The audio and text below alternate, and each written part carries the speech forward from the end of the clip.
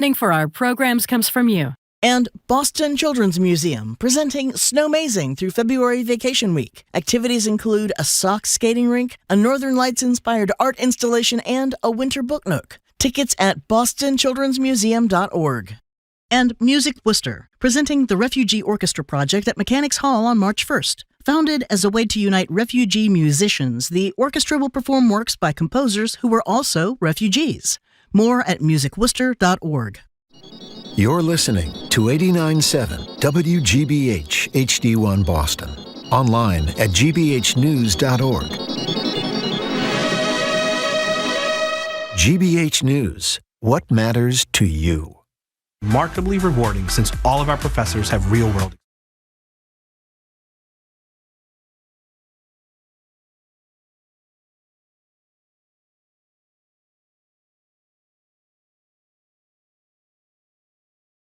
Have one? Call or text.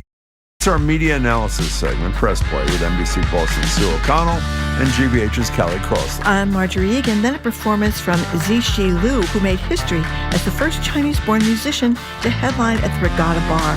He joins us in Studio 3 with his two bandmates ahead of his upcoming Lunar New Year show. Then it's retired federal judge Nancy Gertner on the U.S. Supreme Court and tariffs, and we'll end the week getting beamed up and probed. Former President Obama suggested on a podcast that aliens might be real. Now Trump is directing his administration to release the alien files. Call or text, no tinfoil hats required. It's all ahead, BPR 89.7 GBH. Live from NPR News in Washington, I'm Corva Coleman. The U.S. Supreme Court has struck down many of President Trump's tariffs. NPR's Scott Horsley reports the High Court ruled 6-3 that the president overstepped his authority in ordering double-digit taxes on virtually everything the U.S. imports. A group of small business owners and states had challenged the tariffs, noting the 1970s emergency statute the president relied on never uses the word tariff. A majority of justices ruled that absent specific authorization from Congress, that statute does not give the president power to order import taxes. The decision invalidates about half the $30 billion a month in tariffs the federal government's been collecting. Businesses that paid those taxes will be lining up to collect refunds. The administration still has authority to impose tariffs on national security grounds or to address unfair practices, but those statutes are more limited than the sweeping powers Trump had claimed. Even with the highest tariffs in nearly a century, the U.S. trade deficit barely budged last year. Scott Horsley, NPR News, Washington. President Trump continues to amass U.S. military assets in and around the Middle East. This morning, Trump said he is considering a limited military strike on Iran. He did not give any details. Trump has been warning leaders in Iran that they need to reach a nuclear agreement with his administration or he will take further steps. NPR's Greg Myrie says there is a lot of U.S. materiel in the region. This buildup has been underway for a month, and more key pieces are now moving into place. And this includes a second aircraft carrier, which will be in the Mediterranean. Some 50 additional fighter jets have been arriving in recent days. The U.S. has also added defensive measures to guard against Iranian missile strikes. So it really is a critical mass. NPR's Greg Myrie reporting. Several Democratic members of Congress are calling on the Trump administration to drop certain plans to ask people about their citizenship status. This would be part of this year's field test for the 2030 census. NPR's Hansi Lo Wang reports the plan is likely to decrease participation in the national head count 4 years from now. The Census Bureau plans to prepare for the 2030 count by asking households in parts of Alabama and South Carolina to fill out an unrelated online survey starting this April. The form asks, is this person a citizen of the United States? Which the Bureau's research shows is likely to hurt the accuracy of numbers used to redistribute local representation and federal funding. In a letter citing NPR's reporting, Representative Robert Garcia of California leads 90 House Democrats in calling for the Trump administration to change its 2026 census test plans. That call comes as the administration signals in a filing for a census lawsuit that it may soon formally propose to exclude U.S. residents without legal status from counts that the 14th Amendment says must include the, quote, whole number of persons in each state. Hansi Lo Wang, NPR News. You're listening to NPR. 888-897-9424, gbhnews.org. Those are the numbers to call or to log on to if you are interested in donating. Today we're having our wintertime pledge drive, and this is a great deal today, Jim. We are asking you to throw us $5 a month. $5 a month. And for $5 a month, you know what you get? No. You get the GBH earbuds, the wireless earbuds. This is a special deal, only on offer until 6 o'clock this evening. As Jim always says, if you don't need incentives, but boy, for $5 a month, I might go for the earbuds. They're really nice. They're black with a GBH logo and the white in the case, and they go with everything. You know, your iPad, whatever you got, the computer, whatever, your phone, obviously. It's a great deal. 888-897-9424 gbhnews.org. You know, and talk about what you get from this kind of thing. In about a minute, you're going to have an opportunity to talk about one of the most important Supreme Court decisions that came down an hour ago. Well, that too. From that the Supreme too, Jim. Court. And then, by the way, an hour later, you're going to have one of the most respected former retired federal judges in the country.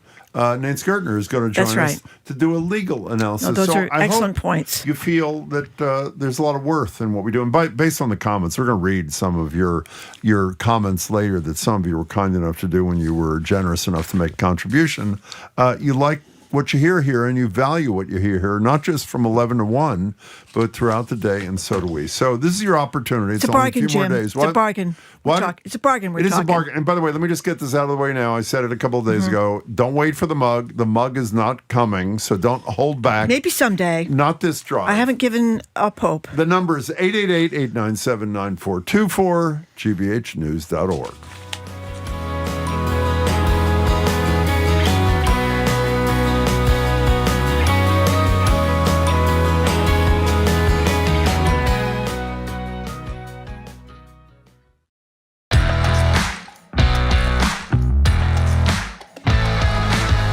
You're listening to BPR and GBH and NEPM. Jim Browdy and Marjorie Egan. We are not at the library today. I hope you didn't go there to look for us. We won't be back until March 3rd. We are in Brighton, though, and we are streaming at youtube.com/GBH News. Ask the Mayor is with us when we are back at the library. She'll be with us March 10th at the library from noon to 1. Good morning, Jim. Hey, and as we've said, we have not seen the governor or the attorney general for their February visit. It's only a week left. We hope they'll be here next week. We don't know yet. We'll let you know. So this morning when we recorded the promotion for the top of the show to tell you what we're going to be talking about, we intended to talk about social media and Zuckerberg. As you know, he testified in this trial the other day. We decided we'll revisit that next week because it really matters. But as you've heard, the conservative-leaning Supreme Court ruled 6-3 that the Trump administration does not have the broad authority it claimed on his tariff agenda. Trump has said it's the most important thing he's done. This morning, he has already called it a disgrace. By the way, not surprisingly, Justices Thomas and Alito ruled in favor of the president, and one of his three nominees, Kavanaugh, dissented as well. In some 24 previous cases, the Supreme Court has been largely receptive to Trump's claims of presidential authority through the shadow docket. We'll talk about that a little later at noon with former Judge Nancy Gertner. But this case is different, offering the justices the first real opportunity to say no to the president on something that really matters. And this morning, they did just that. As a reminder, Donald Trump has long pegged his economic and political policy on tariffs. Here he is in March of last year, speaking to reporters on Air Force One. Well, I think the tariffs are going to be the greatest thing we've ever done as a country. It's going to make our country rich again. We have many companies, as you know, auto companies are opening up plants now. We've had 4 or 5 announced already, but many more are coming. So it may have been the greatest thing, according to Trump, the country's ever done, but it has been undone by a 6-3 vote by the Supreme Court. And what's your reaction to the ruling this morning? What do you think it means for Trump politically, and what do you think it'll mean for your own pocketbook? The number is 877-301-8970. By the way, I assume I don't need to do what I'm going to do, but I'll say it anyway. Kevin Hassett, who's the chief economic advisor of the president, lied once again yesterday when he said that the staff at the Federal Reserve should be disciplined for their phony research the other day. And the phony research said that foreign countries and companies do not pay the tariffs, as everybody knows they don't. No. That it is consumer States companies, and so the reality pay is 90% of it. This is going to give you relief, and we want to know what that means to you. And it also is a serious blow to Donald Trump. And as you heard in the news report at the top of the hour, and we've done a little research on this, Judge Gertner, I think, will help us on this at noon. He has more limited power to impose tariffs, but the key word's much more limited than the sweeping power that he claimed under this emergency statute. Yeah, and I think this is also obviously going to impact his foreign policy big time, which has been, you don't do what I want, I'm going to give you 20% tariff. You don't know what I want, you're going to get a 30% tariff. You do what I want, I'll bring it down to 10%. They were talking about the alternative, something called, I don't understand it, but Section 232 of the Trade Expansion Act. But it's much narrower. It's much narrower. And some of the things under that are steel and aluminum and some car parts. So it's not going to be everything. But as these stories are pointing out, Americans were paying about $1,000 more in 2025 for goods and services. They would be paying $1,300 more in 2026. Now the estimate is that they'll only be paying $600 to $800 more because there are still some tariffs. We're like at 9%. Well, also, I don't know what that means. It may have been that it was already paid because people have been paying it, obviously, for a little bit of time. So, I mean, the bottom line is it's a significant economic savings for people. Now, you know, one of the perverse things about this, I was thinking about this morning right after the decision, while it is clearly bad news for Trump, and by the way, it comes just, 4 days ahead of his State of the Union. I can't so his wait. head is going to pop off. When he looks at the Supreme Court justices sitting in the front row down there. Well, you know, last year, and I'm embarrassed to say I forget what the decision was, but they were going to do something that could have really annoyed Trump and did really annoy Trump, but they didn't do it, didn't come out till 8:59 the next morning. After, is that true? Yes, after they were all that. greeted. Remember, he was so warm and friendly to John Roberts, and he even said thank you to John Roberts. Remember that?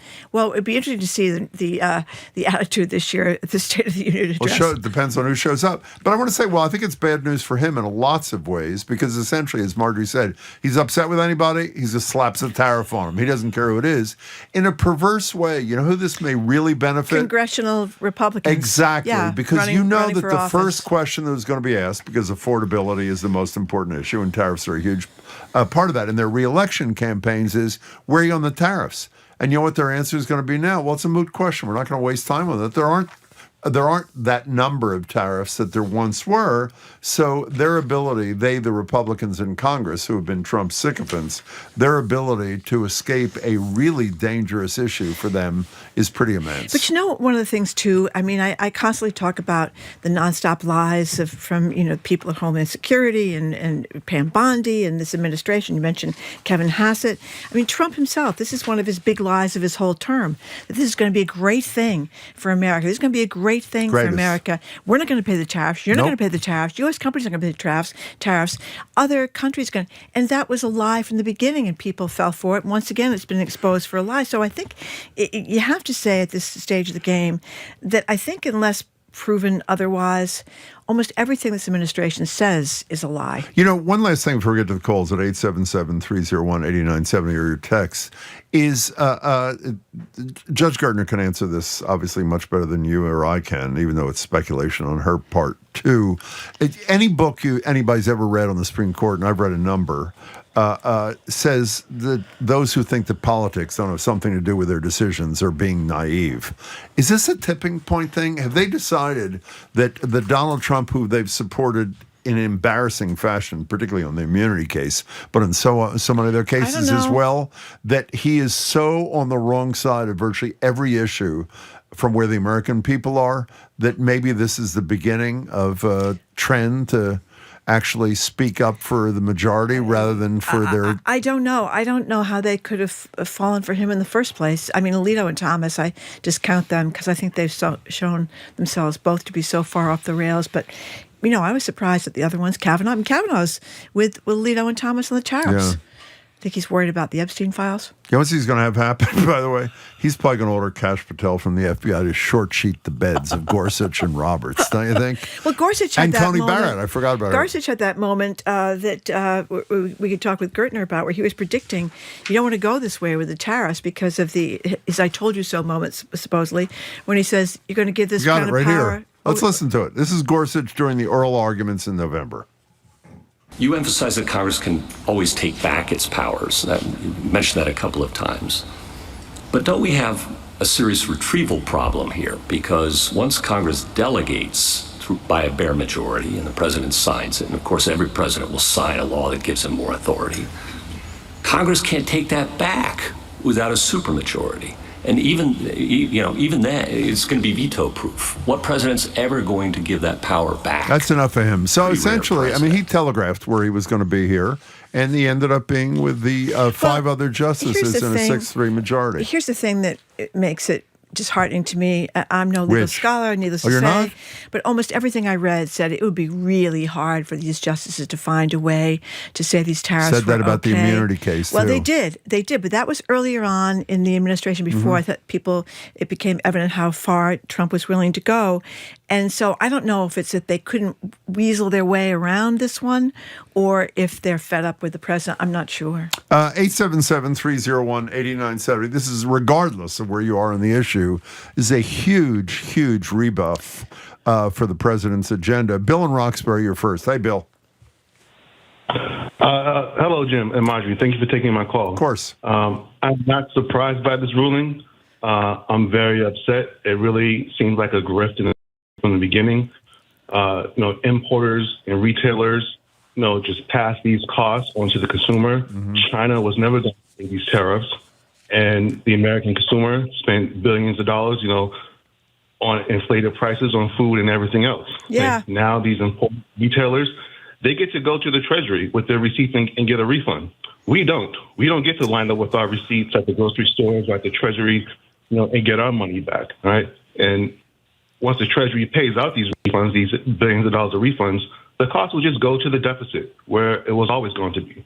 This was a scam and a grift from the beginning. Don't go away for a second. That was a great call. That's a brilliant point. But we haven't read the decision. We were only reading reports. I don't know if the Supreme Court, the 6 justices, dealt with the issue about repayment. But there is going to have to be repayment in some fashion. But you make the most important point, Bill.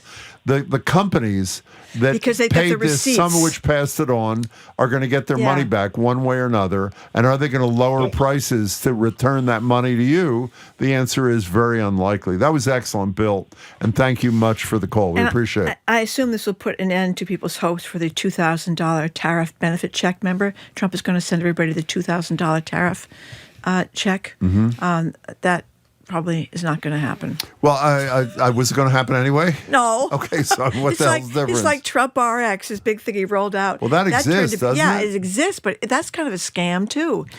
Really? Yes. I'm joking. I should say if you want infertility drugs, you'll do well there, and with Wegovy, you'll do well there. Otherwise, it is pretty much of a scam.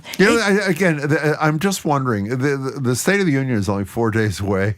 Now, obviously, I'm guessing the tariffs are going to be a centerpiece. He did this in Georgia 2 days ago, saying how great. Maybe he's going to leap right across the podium, right on top of exactly on top of the Supreme Court, or talk to the marshals. Get him out of here. Let's go to John and Gardner. John, you're next on BPR. Welcome to the show. Hi. Hey, good morning. Thank you, guys. This isn't the first president people have been opposed to and are glad that things go against them. I realize that. And it's not a unique thought that, and on the merits of this, by the way, I'm very pleased. But it's to the point where I personally, anything that goes against Trump, regardless of the merits, I'm pretty much knee-jerk happy about it. Isn't that kind of a sad state of affairs that we're at that place now? You know what I mean? That we all these decisions that come down, and not just the Supreme Court, all the other ones in the lesser courts, so to speak, it's always talked about who appointed them. And it's not supposed to be that way, but because of Trump, and a little bit before him, but mainly because of Trump, we're all looking at what judge is appointed by who and all this. It's not supposed to be that way. And real quick on the way out, I'll say... Wait a minute, you don't have to be on the way out yet. I just want to comment on that. Keep in mind... judges have gone against Trump. Well, not excuse all me, of them. there are 2 or 3 Supreme Court justices who he nominated who went against him this morning. But generally, the Supreme Court has been with him, I think, in the vast majority. Oh, that's the other point to point out. A lot of these cases, they are with him with the so-called emergency docket. This is not emergency Shadow docket. Well, whatever you call it. Yeah. I think that's the same thing. We don't have to sign in detail. This is where they actually had... hearings and time and all that kind of stuff. So that's not one of them. But what was your second point? I'm sorry. John, before I let you speak again, I'm sorry. I just want to interject that a lot of Trump-appointed judges at the lower level in the appeals courts have gone against Trump. Some, yep. Yes. John, go ahead. Marjorie, it's your show. You talk over me any damn time you want. No, that's okay. Go ahead, John. I was just going to say a stupid male thing, Marjorie, on the way out. That Kevin Hassett is sneaking up on Stephen Miller as the person I'd like to punch in the face most in this administration. Him with that little cackling grin of his every time he's talking. John, your connection is breaking up. Thanks for the call. I appreciate it. That's what I often wonder. He knows he's lying, Kevin Hassett. Yeah, he's not a dope. He gets up there and says these things that are like bizarre. Well, you know what's incredible, by the way? That's the guy that's up there who says all these things that are bizarre. Treasury Secretary. The economic advisor guy, the Kevin Hassett guy, by the way, the number is 877-301-8970. It's one thing to say the Federal Reserve staff was wrong in their research about who pays it. It's another thing to go out of your way, and this is purely for, as they say, an audience of one, meaning Trump. It's another thing to say the researchers should be disciplined because of their conclusion. Jim, Trump's Justice Department, where, by the way, he's just put this huge banner of himself in front of the Justice Department, like unlike any other president in history has ever done, is going after people for criminal indictments who've committed no crimes. I mean, and costing them a fortune in legal fees if they don't have a GoFundMe page to support their legal fees. Anyway, 877-301-8970 is the number. Some texters are wondering how consumers will get their money back. Bill brought that point up earlier in his call. It is not clear if there's any vehicle or no, actually, way. I did. Well, he was talking a minute ago. That call, I looked it up, and here's the answer. It's a legal answer. Mm-hmm. How's never? Is never good for you? Individuals are never getting it back. I assume some companies are going to say they're going to drop prices so they can reimburse you. I'll believe that when I see it. As that caller said, that was a fabulous call. The vast majority, if not all, of whatever refunds there are through whatever vehicle are going to go to the companies that paid them at first glance. One texter says we shouldn't really worry because Trump will dissolve the Supreme Court. Exactly. By the way, can you guys... We've had enough of you. Out of here. I'm assuming, this is for our colleagues, even before Judge Gertner gets here, I'm assuming some people have written and read the whole decision and written about what the Supreme Court says about refunds. If that exists, can you share that with us so we can share it with the listeners? Katja, you're in Waterbury, Vermont. Welcome to the show. Hi. Hello. So I'm just wondering a couple things. One is, as of today, does this just mean the tariffs are gone and we're not paying stuff? I don't know. That's a good question. I don't know. And he chooses to ignore. If the administration just chooses to ignore this somehow, then have we lost all power in the courts? That's another great question. No, I don't think this one You don't is think he's going to ignorable. defy I don't the Supreme think this. Court? Someone's got to charge the tariff.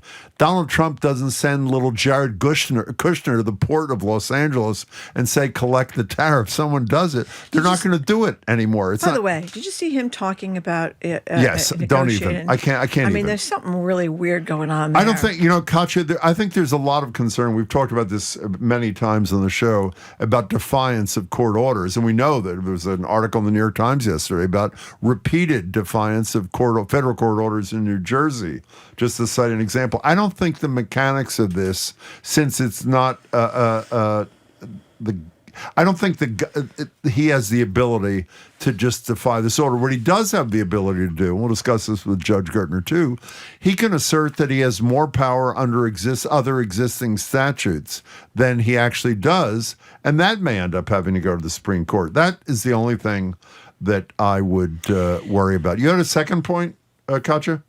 No, that was it. I own a bookstore, and we've been seeing all of our rates go up and paying tariffs and whatever, and so this is a relief for us. We can now lower our prices. I will, because we are an important part of our community, and we want to support our community. But it's just I'm shocked and pleasantly surprised by this. So before you go away, what's the name of your bookstore? Bridgeside Books in Waterbury, Vermont. Bridgeside Books, Waterbury, Vermont. That's great. Katja, good luck, and thank you for the call. Here's one from Kathy in Concord.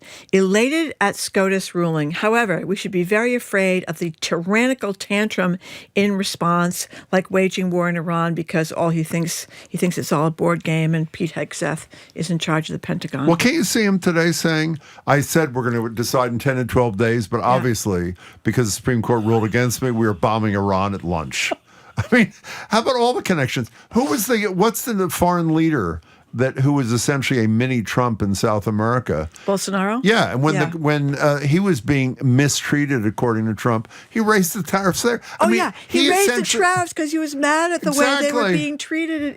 Bolsonaro, his buddy, another authoritarian type guy. Our colleagues who did a quick read of this, and again, Judge Gertner will have done more, who did a quick read of the decision, says the ruling does not clearly speak about how the tariffs, the payments, are going to be refunded. We're talking about hundreds of billions of dollars here, I should say. Numbers 877-301-8970. Beyond the details of this, while we're focused on the minutia, the refunds, what it means, and that sort of thing, what's going to happen in that bookstore in Waterbury, Vermont, this has huge political implications for Donald Trump, almost of his own making, because he said how important, how central this is to all the things he's doing. You weren't going to pay. Yeah. You weren't going to pay. Correct. I mean, I think people get that by now. Listen to this from Matthew in Westboro. I paid $300 to FedEx for a package from Canada. I should get my money back, he says. That's a lot of money. Who said that? A guy that got something delivered from FedEx via Canada. Were you surprised? I know everybody we spoke to, every single legal person with whom we spoke said there's really no argument to be made to rule for Trump in this thing. But are you still not surprised that the Supreme Court decided to take him on something this important to him? I don't think 7 of the 9 are mentally ill.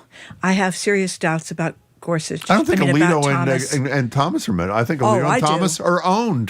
They're owned by other interests. That's all. But I think there's something wrong there, big time. Don't you think? With Alito and the wife and the flag, and the wife's got the flag upside down with the Trump symbols. He'd claim he didn't see it. And then his wife is out yelling at the neighbors. I mean, something's going on there, too. There should be a Supreme Court shrink. In any case, you're listening to Boston Public Radio on NEPM and GBH. Boston Public Radio today was made possible by our listener contributors. That's how GBH works. The money you give keeps Boston Public Radio on the radio. Please sign up as I would assume, well, I'm looking right now as we speak. This shows how much I know about economics and finance. I don't know anything either. I said the Dow Jones is going to go up by 14,000 points by noon. I was exaggerating, joking a little. At least according to the feed that I can see now, it's up at gbhnews.org.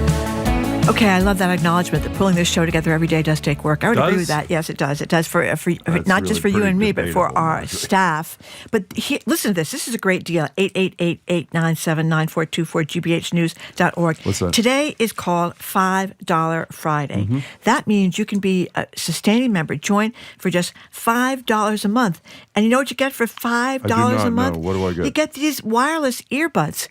They're great, the GBH earbuds. I've had them before. They're wonderful. Had them briefly, as we know. I had them briefly. Okay, they fell in the mulch. That was a while ago. But anyway, they're wireless, obviously. You can use them on the phone, the tablet, whatever, Bluetooth stuff. They have the little LED screen inside with the battery display. You get those earbuds for $5 a month. And I would say that's a pretty Usually big it's deal. like twice that much, isn't it? Usually it's $10 a month, Jim. Or sometimes it's $12 a month. I know. Two times 5 is 10. You know why? Because today's $5 Friday. 888-897-9424, gbhnews.org. Well, it is a great deal. And as we've said repeatedly, you give whatever you can give. That's the bottom line. $5 is a pretty good deal. And the beauty is you become a sustaining member. And that means the people who do our budgets are really happy because they know what to expect. But even if that's out of your price range, do $5 once. And obviously, if you're at the other end of the financial spectrum and you're doing quite well, give more. And obviously that makes up for those who are having a tougher time. So the bottom line is do what you can. And what's the expression that Mitt Romney used to use about healthcare? Free riders. Free riders. You didn't say freeloaders. I know, we're not supposed to say that. But the reality is you're getting a lot free here. Riders. Or you wouldn't be listening. And if you're getting a lot from all the wonderful colleagues we have here, both on the air and behind the scenes, then you sort of have an obligation, it seems to me, if you can afford it, to do something. And $5 Friday and it's also, it's a beautiful sounding thing, $5 Friday. So here's your opportunity. 888-897-9424, gbhnews.org. That's Just right. where you say something. Okay. You See, I fooled me. stopped You fooled talking me and with then the you started talking. gbh.org. Okay. Yeah. So as people may know, federal funding for public media is done That is now. true. The Trump administration got rid of it. Done. So we don't know what the future holds. I mean, it's a little nerve-wracking. We've had layoffs We're hanging by and a thread stations right around here. the country. Some of them have closed. So anyway, we're hurting a little bit at the moment. 888-897-9424, gbhnews.org. I'm Edgar B. Herwick III. Today on the Curiosity Desk, if you haven't heard us yet, one of our things is we like to explore life's biggest, most consequential, and elusive questions. Today is no exception. We ask, is it more efficient to drive head in or back into that parking spot? We've got two experts who claim to have answers. Got your own take? Call or text during the show. That's the Curiosity Desk. Today at 1 on GBH 89.7. Our programs are made possible thanks to you. And the University of Massachusetts Amherst. UMass, the state's flagship public research university, empowers students to be the future in the pursuit of progress for Massachusetts and beyond. More at umass.edu. And Boston Philharmonic Youth Orchestra. Benjamin Zander conducts Ives Putnam's Camp from Three Places in New England, Debussy's La Mer, and Mahler's First Symphony at Symphony Hall, Friday, February 27th at 8. Tickets and more at bostonphil.org.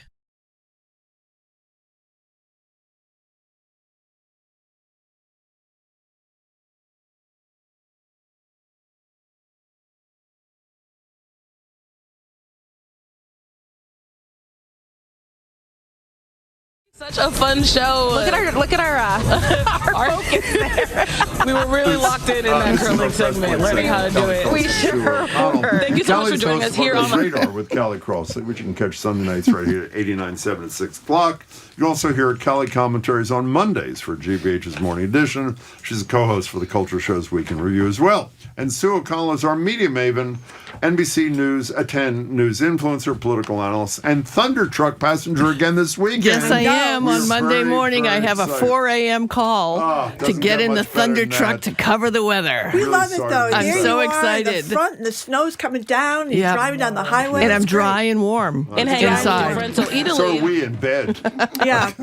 So people may know that Stephen Colbert, late night host, whose show is going to be over in May, we think for suspicious reasons, but said that the CBS bosses basically told him not to put an interview with James Tallarico, who is running for Senate in Texas, on his show. And they're threatening to go after The View, and they're basically continuing this crackdown on the media, which, has gone from ABC to CBS to, is NBC? NBC. They talk about the Olympics, that they didn't show J.D. Vance. Getting booed. A lot of placating the president. So, you're a Thunder Truck, big-time journalist out there. What do you think? Well, I think the equal time stuff is ridiculous. We talked about this a couple of weeks ago. It's almost impossible to enforce, and we invite conservatives and Republicans on shows all the time, and they don't come on. So there's a challenge there. I think that the Trump administration is continuing to put pressure around the FCC licenses that the local stations have, and the deals, these huge deals that are going through, which weirdly you may not support the idea of these huge deals going through, but this is not the way for them to, squash them or push them down by having the government do it. But I'm also going to point out that interview aired on YouTube, and it was a huge, huge success. And this is the migration that we're seeing of these shows going away and turning into something else. And this guy is a Christian. He's a white Christian who talks about how many times Jesus talks about certain things in the Bible versus other things. Yeah, yes. Tallarico. Mm-hmm. And to say that this is going to be the person that we don't want on television. Well, they don't want him on because he's the greatest threat. They argue. Yeah. Some people disagree to the Republican candidate for the Senate. One of the things I don't understand, Callie, maybe it's obvious. The power of the FCC is just the power to fine. Mm-hmm. Obviously, The View, ABC, and CBS can afford that. So it isn't really about the FCC and the fine. It's about crossing Trump, obviously. Yes? Of course, that's the case. They also have the power in extreme cases to take away the license. That's true. That is true. So that's what they threaten all the time, though you would have to prove extreme cases. Here's a question maybe all of you can answer.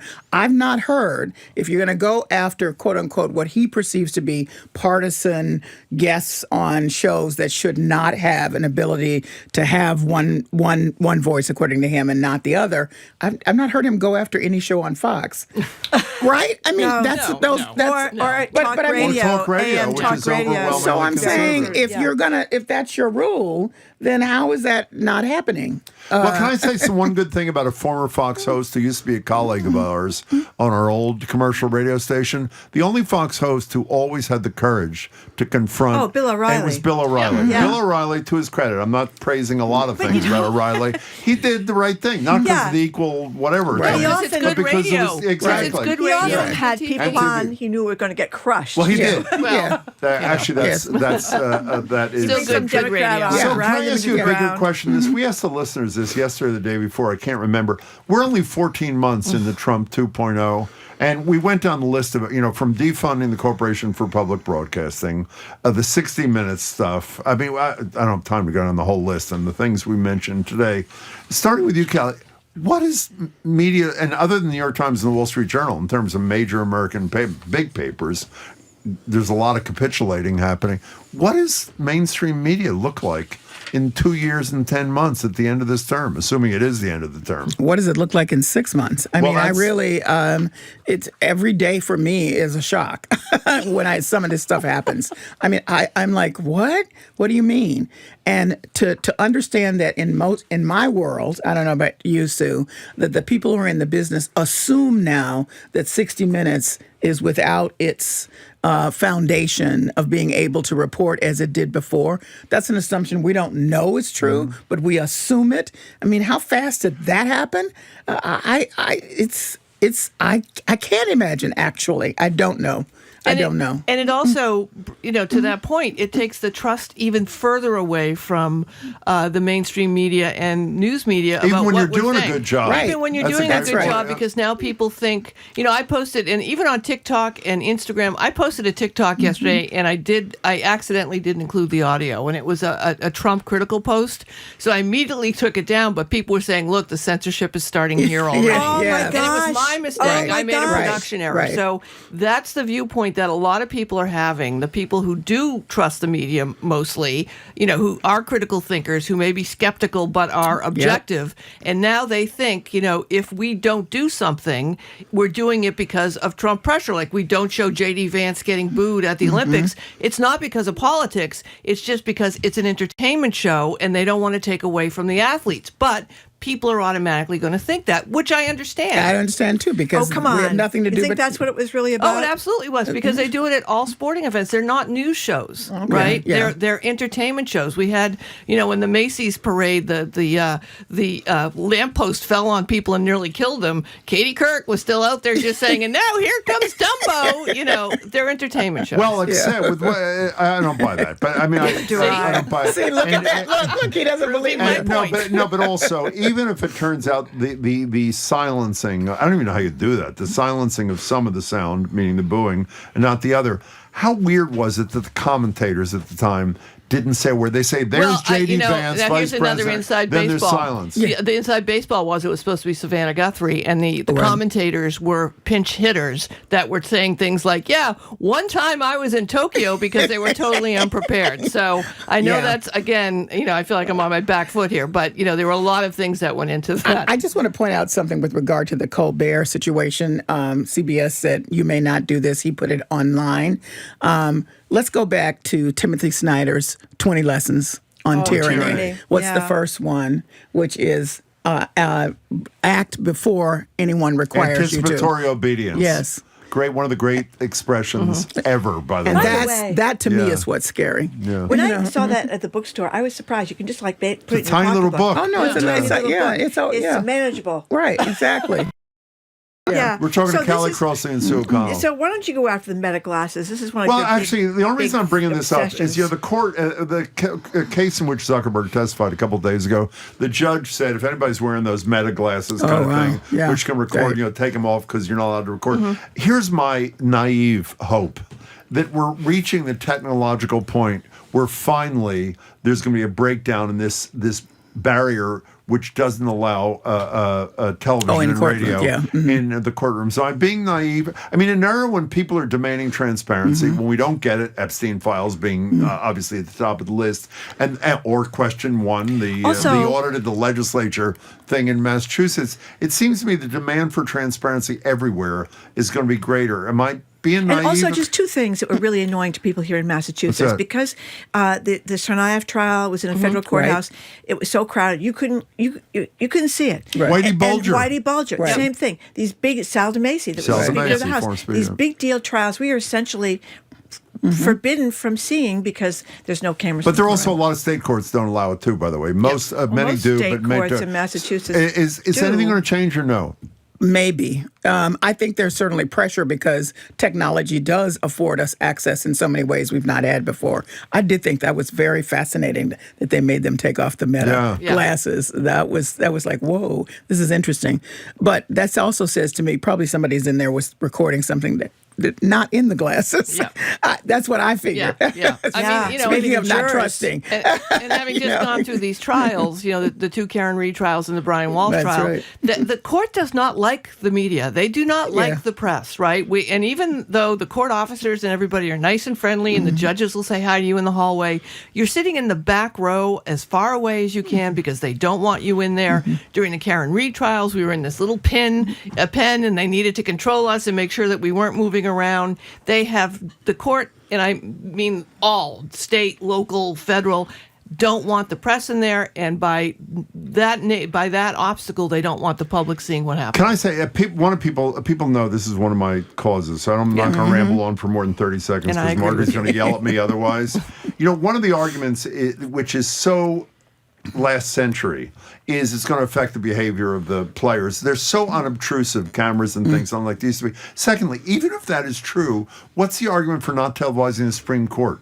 What are they saying? Right. We're going to be affected because, I mean, it's no, I agree. That's a really old argument now for the Supreme Court, and it seems to me it's more and more important that we actually be able to look at them. Callie, what's going on. You brought to our attention an issue that you want to talk about, which it matters to both of us because we were both great admirers of Jesse Jackson and had an opportunity to speak to the Reverend more than once. How was the death of Jackson handled, and what was significant to you? What was interesting to me, an observation is that a lot of black reporters, many of them who were on those campaigns, and what that meant was for the first time they got a break in covering national politics, not just covering him. They understood the imports of it all. And by the way, that does not mean that all the coverage was flattering. It was not. And in fact, a lot of them got heat for covering unflattering things about him on those campaigns. But my point was, through all of that, though, they understood what doors he had opened. So I was shocked to see Pierre Thomas, who is about the straightest guy you can see, who covers courts. Sort of editorializing. Yes, at the end saying, if I could just take a moment to say personally how he, and then I read a piece by Kevin Merida, the former editor of the Los Angeles Times, head of the big guy over at ESPN and a Washington Post managing editor. At the time that he was interacting with Jesse Jackson the most, he was one of two managing editors at the Washington Post.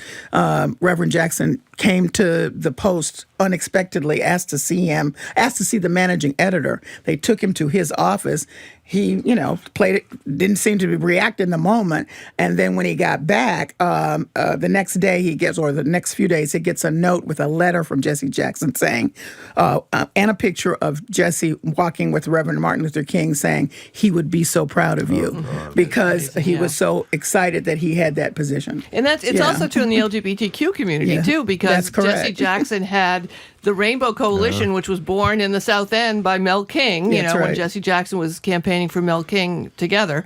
And gays and lesbians were on his staff. And he mentioned he was the first campaign presidential person at the DNC to say the words lesbian and gay when Ronald Reagan hadn't said the word AIDS yet. That's right. So, his passing, many people, their entry into journalism was through politics, and it was through Jesse Jackson's campaign. Yeah, he meant that rainbow to mean big rainbow. Yeah. But we're listening to Boston Public Radio's Press Play with Callie Crossley and Sue O'Connell.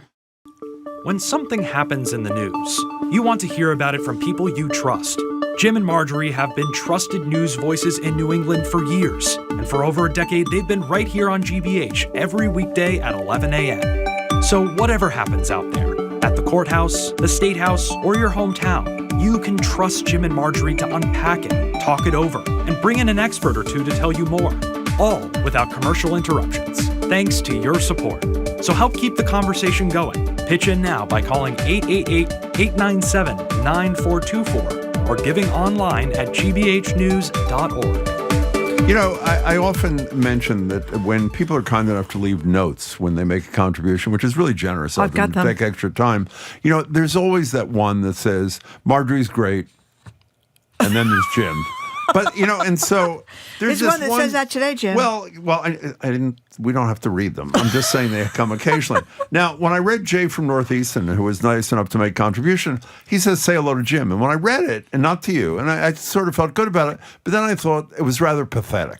I mean, it was sort of like, since no one wants to say hello to Jim, let me say hello to Jim. So, Jay from Northeastern, thanks for your money, and hello to you, Jim. Well, here's Anna from Charlestown. What'd she say? This donation is in honor of Marjorie because Marjorie brightens my day. Is that true? Thank you, Anna from Charlestown. But you know, a lot of people are realizing She did say that. She did say that. This is a treacherous time. Kevin from Pocasset, my donation is needed more than ever for fair and unbiased reporting. Jill from Lee, news I can trust. Anne from Quincy says this station and Boston Public Radio is an oasis of sanity. So people get the perilous times we're in. Here's a good one. Catherine from North Falmouth. You read that? Marjorie and Jim always give my girlfriends and me a lot to talk about, and we just love them. So That's there right. you go. We want to be at the center of the girlfriends' conversations. Okay, Jim. but the bottom line is Jay from Northeastern felt it was so sad that he had to say hi to Jim. I mean, it is sad. In any case, our number is 888-897-9424, gbhnews.org. This is $5 Friday. $5 Friday. And for a mere $5 a month, $5. become a sustaining member, which I think is half the normal thing. It You is. get the GBH The 89.7 wireless earbuds. That's a great deal. Which, by the way, earbuds are expensive. We make fun of the fact that Marjorie lost hers literally like on the first 8 years day. ago. Well, who cares when it was? You lost them. Here's the bottom line. In the mulch. They're high quality. We both tried. Well, you had them briefly, and I did. tried them out. Yeah. And they're really high quality. Plus, they help us. So here's an opportunity to do something good for yourself. Get the earbuds. Do it on a budget level, $5 a month. $5 Friday. And help us or help yourself because you get the earbuds. 888-897-9424, gbhnews.org. You know what day this is, Jim? No. $5 Friday. I heard that. I'm Jared Bowen. Coming up on The Culture Show, acclaimed actor Sam Waterston. The role that launched his career was Nick Carraway in the 1974 film adaptation of The Great Gatsby. With the F. Scott Fitzgerald classic having just turned 100, Waterston joins us to talk about Gatsby's legacy and to reflect on making the film, which was partially shot on the grounds of Newport Mansions. That and more on The Culture Show today at 2 on 89.7 GBH. Support for GBH comes from you. And Subaru of New England. Wherever New England takes you, the all-wheel drive 2026 Subaru Outback is designed to keep you moving through every season. Subaru retailer locations at SubaruofNewEngland.com. And Mass General Brigham Health Plan, providing helpful digital tools, world-class providers, and coverage that help you live in the moment. More at MassGeneralBrighamHealthPlan.org. American Masters explores how Sun Ra bridged musical styles to form his own avant-garde sound and self-produced more than 200 records. Don't miss Sun Ra, Do the Impossible, tonight at 9 on GBH2.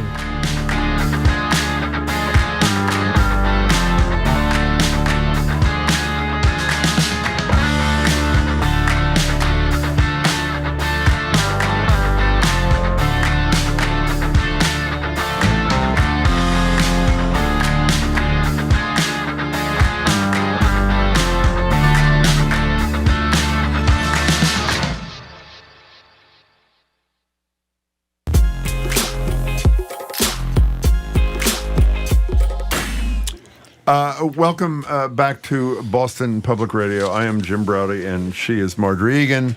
We are streaming at youtube.com/GBH News. And if you weren't watching earlier, I think you should be watching now. This is pretty exciting. We're not at the library. Do you think people figured out we're not at the library? We're not there. I sure hope so. The mayor of Boston will join us at the library on March 10th, noon to 1, and we're waiting for dates from the Attorney General and the Governor.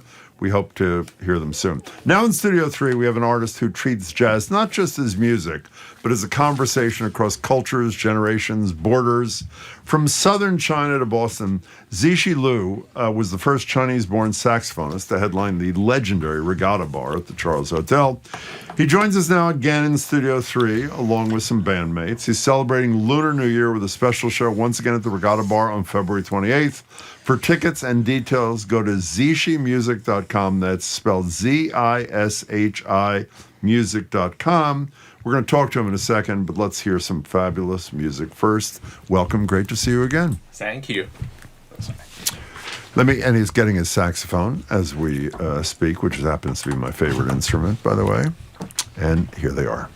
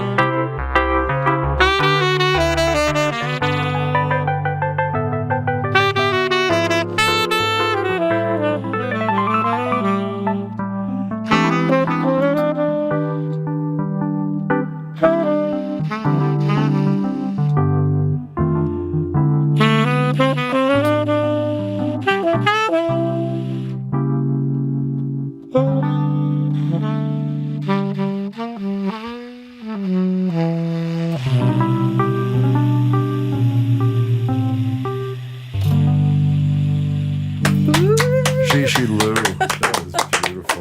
Thank you. Maybe I should let him go. Where are you going to go? Where do we want Zishi to be? Do you want to go over to that mic there? Yeah, I'm fine. I'm I think we got to do something here, yeah. Okay. Yeah. Okay. That's good. Do you want to introduce your bandmate while we're, we got to go into a mic. Can you come over to this mic? You want to just come over? Yeah, I could use. Oh, that's not working? Okay. We're really on top of Go this. to this one. I'll Go go to over Marjorie's mic right there. My Want to honor. introduce your bandmate? Yeah, that is Harold Sharon on the piano. You were fabulous, by the way. Really. Thank you, awesome. Harold. So much. Beautiful. And what'd you play? Tell us about the selection. So this tune is called Greenhouse Girl by the Trey Jian, who is often called the father of Chinese rock music. So shout out to the OG Trey Jian. And this tune is from his album, I think it's like 1988. This album is called like Rock and Roll New Long March. Just a few months before Tiananmen protest. So it carries the political undertones. If you see the album, it's like those pure rapped, and you get the message immediately. Even this tune is, talking about romantic love, but I think there is much more to unpack beneath of it. And for me, Trey Jian is unable to perform public in China for over a decade. But his music, I feel, it's evolved with time. And for me, Trey Jian and his peer is highly influenced by jazz music, actually. So for me, it's like, this is my personal take. It's like I add those jazz and gospel flavor into this tune to feel it's like, after you've been, you can see it's like, underground doing the music for decades, you get mature, you have a different perspective to the world, and don't lose hope. Keep it up. Don't give it up. He's staring at me when he says that. He knows who's losing hope here. That's an amazing story you just told, though. So this musician is having to work kind of in fear. Exactly, and actually, now he's like performing everywhere, and actually, I think he was invited to. You might heard about this radio station, NPR. Oh, yes. Yeah, I think a few years ago, the Tiny Desk. So he's like, really? Coming back a big, but great. I think it's like his music is really speak louder than ever. So what's the state of jazz in China in 2026? Sorry, one more time? The state of jazz in China today. Wow, I would say it's like a booming and huge. It's Really? like I'm seeing a lot of outstanding musician from US here, even from all the world, performing in China. And a lot of my peer, even younger generations, and come to here to study and then go back to bring this music, the idea, go back and use jazz as a vehicle. Even more than jazz, like American folk music, traditional music, bluegrass, as a vehicle to explore the different I know things. Coltrane's your guy. Is Coltrane big in China or no? Huge. Even my girlfriend, who is not a musician, now know the difference between Coltrane and Miles Davis. That's a rule. So we talked to a lot of musicians about how they get started in their career and stuff. Zishi, and a lot of them say that they started at 4 years old playing the piano, and then they just never stopped. But you started, I think, at 3 on the saxophone, gave it up. Went to environmental science on the guitar and then came back, or what? Yeah, sometimes I wish I continue my music education, when I was young. But I guess that's part of life. Sometimes you go to different path. Now I look back, I don't regret. I think that past gave me different life experience, different thoughts, and I think we always come back what we truly love in the life. Yeah. Do you think you play differently because of that hiatus? Do you think because you approach the world and maybe your instrument differently? I definitely, I think I love Coltrane and I love all those, people, jazz giants. I think now I'm looking for sounds like really me, and also those experience provide me different perspective to look at the world. And that's, I think, as an artist, it's very important. You have your own thoughts and feeling, and the audience will feel it. You get a lot of family still in China. Yeah. Yeah, and I assume you communicate. That's a funny part. I communicate. I told my mom, like, Mom, I'm going to GBH again tomorrow and doing the music things. And she's like, happy for you, but what is a GBH? Well, I don't want to get anybody in trouble, but I wonder if anybody expresses any opinions about the rather unusual time we're going through here in the United States of America. I would say it's like, definitely there is some conversations going on, especially actually Chinese people. I would say it's like really have a lot of interesting and curiosity about what's happening in this country, because there's so many information flying around on the social media, everything. Yeah. And as someone who lives in both countries, I feel it's like music and art, it's a good way to, as a bridge, to bring the message to both sides. And to be honest, I feel it's like America and China, the people, we can find much more common ground than we ever think we are. Tell us about American Anxiety. Yeah, so that's the album I released last year. And that's music is highly influenced by ancient Chinese music and philosophy. A lot of Zen and space and also on that album. I'm sorry to make you learn those difficult music, but he did an outstanding job, and we get a good review. And that music, for me, it's a legacy for me. And in last year, I was noticing you were playing with no music, and it sounded to me like you were doing a lot of improvisation there. He's nodding in agreement. Yeah, yes. which is I think kind of unique to jazz. I think you don't see people improvising a Bach fugue, do you? No, you don't. No, I mean, I guess he can, but so you play by ear. Yeah. We play by ear, just like we speak the English right now. It's like a conversation without pre-setting, and I think that's the most natural way to. We're speaking with Zishi Liu here on Boston Public Radio on NEPM and GBH, and he'll be performing at the Regattabar on February 28th. For tickets and details, zishimusic.com, ZISHI music.com. Now, you're going to be joined by another colleague for this next piece, yes? That's correct. Who is that? We're going to have this amazing singer, Alex Gao, to join us. Alex Gao, do you want to join us? You can come in. What are you going to be playing? Come over here. Hi, Alex. How are you? No, she's good. She's there. She's good. Tell us what you're going to be playing, Zishi. So we're going to play this tune called Mojito. Mojito. I don't know. That's right up our alley. By the superstar J Cho.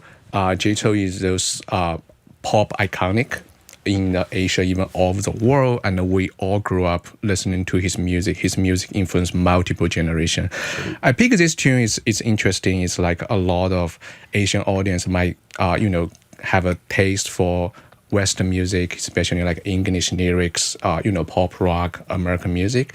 But when J Cho blend African Cuba, those elements into this tune, people have a fresh ear to like, wow, what's this? Like my first time to taco. I was like, wow, that bite. It's my first time. Right. And Alex, actually, we do some arrangement. Thanks for Alex in short time. We're going to have 3 different language in this short music. Great. And I think that's the thing. It's like, even this tune, I think have like 44 million view on YouTube. Wow. Only. Even J Cho's main audience in China who don't have access to YouTube, so it's a huge. But I think the message I want to say is like, even in these 3 minutes, there is enough room for all of us. Like it. That is Zishi Liu. He and his colleagues performing Mojito. Welcome back.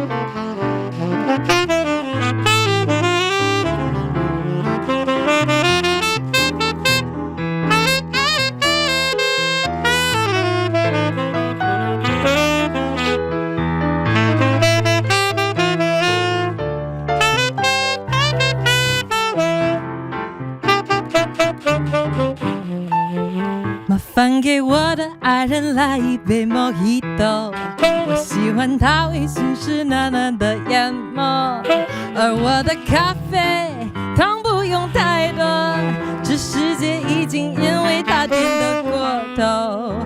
A donde vaya tu amor je veux conmigo, donde acerca se va la soledad. Before so lonely, now you're my only. You had me from the moment you walked in the room. 贴出的招牌错落着就像一封封城市献给天空的情书。当街灯亮起，河畔那漫步，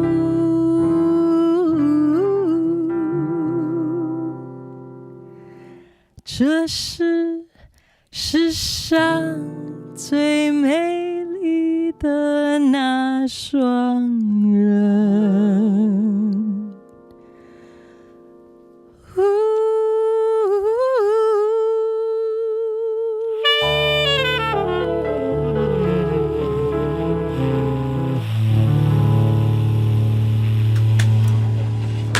In our little tiny studio in Brighton. That was fabulous. Your mic's not on. You want to say it again? We tried my mic on. Go ahead. There it is. Zishi Liu. They're celebrating Lunar New Year with a special show at the Regattabar February 28th. For tickets and details, go to Zishi Music. I'm going to spell it for you. Zishi. ZishiMusic.com. That's spelled Zishi. Thank you so much for coming in. The show is done here in, we say goodbye. We say goodbye to the show to those at NEPM. We keep going here in Boston. We're going to be joined just a second by former federal judge Nancy Gertner. We're going to talk to her about the Supreme Court voting against Trump. That's next.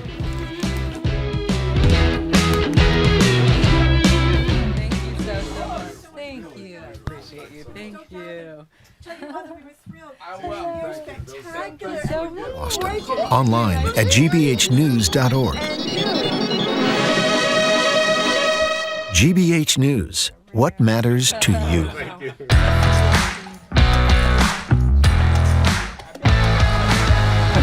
I'm not going to say welcome back to Boston Public Radio because Marjorie gets very upset at 12 o'clock when I say what she's supposed to say. So what I will say is Marjorie is saying goodbye to these wonderful players. And in about a second, when she finds her script and her headphones, which is not going to be that soon. Oh, yes, it is. Are you participating in the show or what are you doing here? Yeah. She is. She'll be here in a couple of seconds, little by little. Hi, there you are, Marjorie Egan. Hi. Hi. Do you want to do this? No, go ahead. Okay, fine. Welcome back to BPR on GBH and NEPM. We're streaming youtube.com/GBH News. No shows of the library again till March 3rd. We're sort of back in gear. As we said at the top of the show, I'm sure you all know this, the tariff decision, the long-awaited, monumental tariff decision is out from the Supreme Court. Joining us now for her analysis on Zoom is retired federal judge Nancy Gertner. Judge Gertner is a senior lecturer at Harvard Law School and a BPR contributor. Boy, do we want to talk to you. Judge Gertner, welcome to the show. Hi.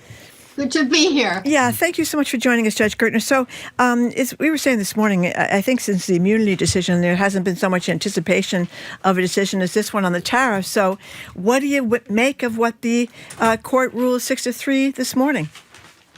Oh, there's so much to say. Well, I mean, for one thing, so there are two interpretations. One interpretation is they finally slapped down the president when he had gone too far to claim powers under the International Emergency Economic Powers Act that he never had, that no president had, and that only Congress has, and that this is a slapdown. There are two other interpretations. One interpretation is the court telescoped what it was doing during the oral argument and enabled Trump to continue some of the tariffs under other authorities. So while this is a substantial decision that finally said there's a concept of too far for this administration, it's also the case that the timing of it, which could have been perfectly legitimate that it took that long for these decisions to come out, but the timing of it enabled him essentially to shift authority to under other statutes Bloomberg has a description of the other statutes. They're not as sweeping as the ones that are involved in this case, but there are other authorities that enabled him to do that. The other thing is that the decision doesn't provide a remedy, who's going to get what, and remands it, sends it back to the lower courts. And then there's a really cynical interpretation, which a woman, Kim Shepley, who is a comparative law scholar, said, which is, as she described it, captured courts, namely courts that are captured by an administration, frequently issue some number of anti-government decisions to continue their legitimacy, to justify their existence. So I just put that out there. God, I hope not. This is one. Birthright citizenship seems to be another. And perhaps the Federal Reserve cases, the Lisa Cook firing case, would be a third. So I offer those three interpretations. Well, I want to get to one of those interpretations and not challenge it, but ask you a question about it. But I want to add a fourth possibility, which you didn't include, which makes me nervous, is that they are finally realizing that Donald Trump is on the wrong side, both constitutionally and politically, of virtually every issue. While judges don't like to admit this, every book I've ever read on the Supreme Court say politics matters big time, and maybe they're finally acknowledging not only did he go too far in this case, he's gone too far in virtually everything.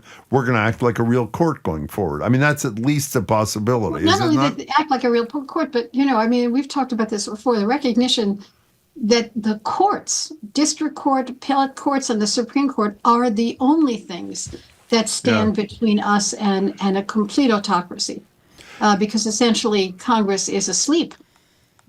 So you're not dismissing the notion that maybe this could be a minor, not minor, but a tipping point. Are you dismissing that, or you're not? I don't know. I really don't know, because there's a clarity. I mean, because it's almost like, if the president does something completely crazy, and the court slaps him down, does that suggest that they finally understand that he has seized powers that he shouldn't have? Or are they just slapping him down because in this instance what he did was so crazy? Can I go back? I'm sorry. You go. Okay, I was just going to say really quickly, this goes to this unitary presidential authority thing where they think that he should have, the executive should have this huge authority. That's what the underlying theory is about why they've gone along with them in so many cases. It's not just this was a non-emergency docket, and this is one they really had to go through the whole process. I thought maybe that was something too. Well, that's interesting that this is a decision that for which there was full briefing and argument. But the three conservative judges, Barrett, Gorsuch, and Roberts, wrote a decision on what they've called another doctrine that only this court invented, called the major questions doctrine, which suggests that only Congress can provide this authority. The president can't unilaterally. This is a significant enough issue that unless the Congress spoke with clarity, giving the president this authority, he doesn't have this authority. So they are still fitting this within doctrines that in other cases have given them the authority to knock down administrative rulings of various kinds. So I'm not sure. They didn't talk about this as unitary executive power. In other words, because this is flatly against the language of the Constitution. Against the language of the Constitution and against the language of this statute.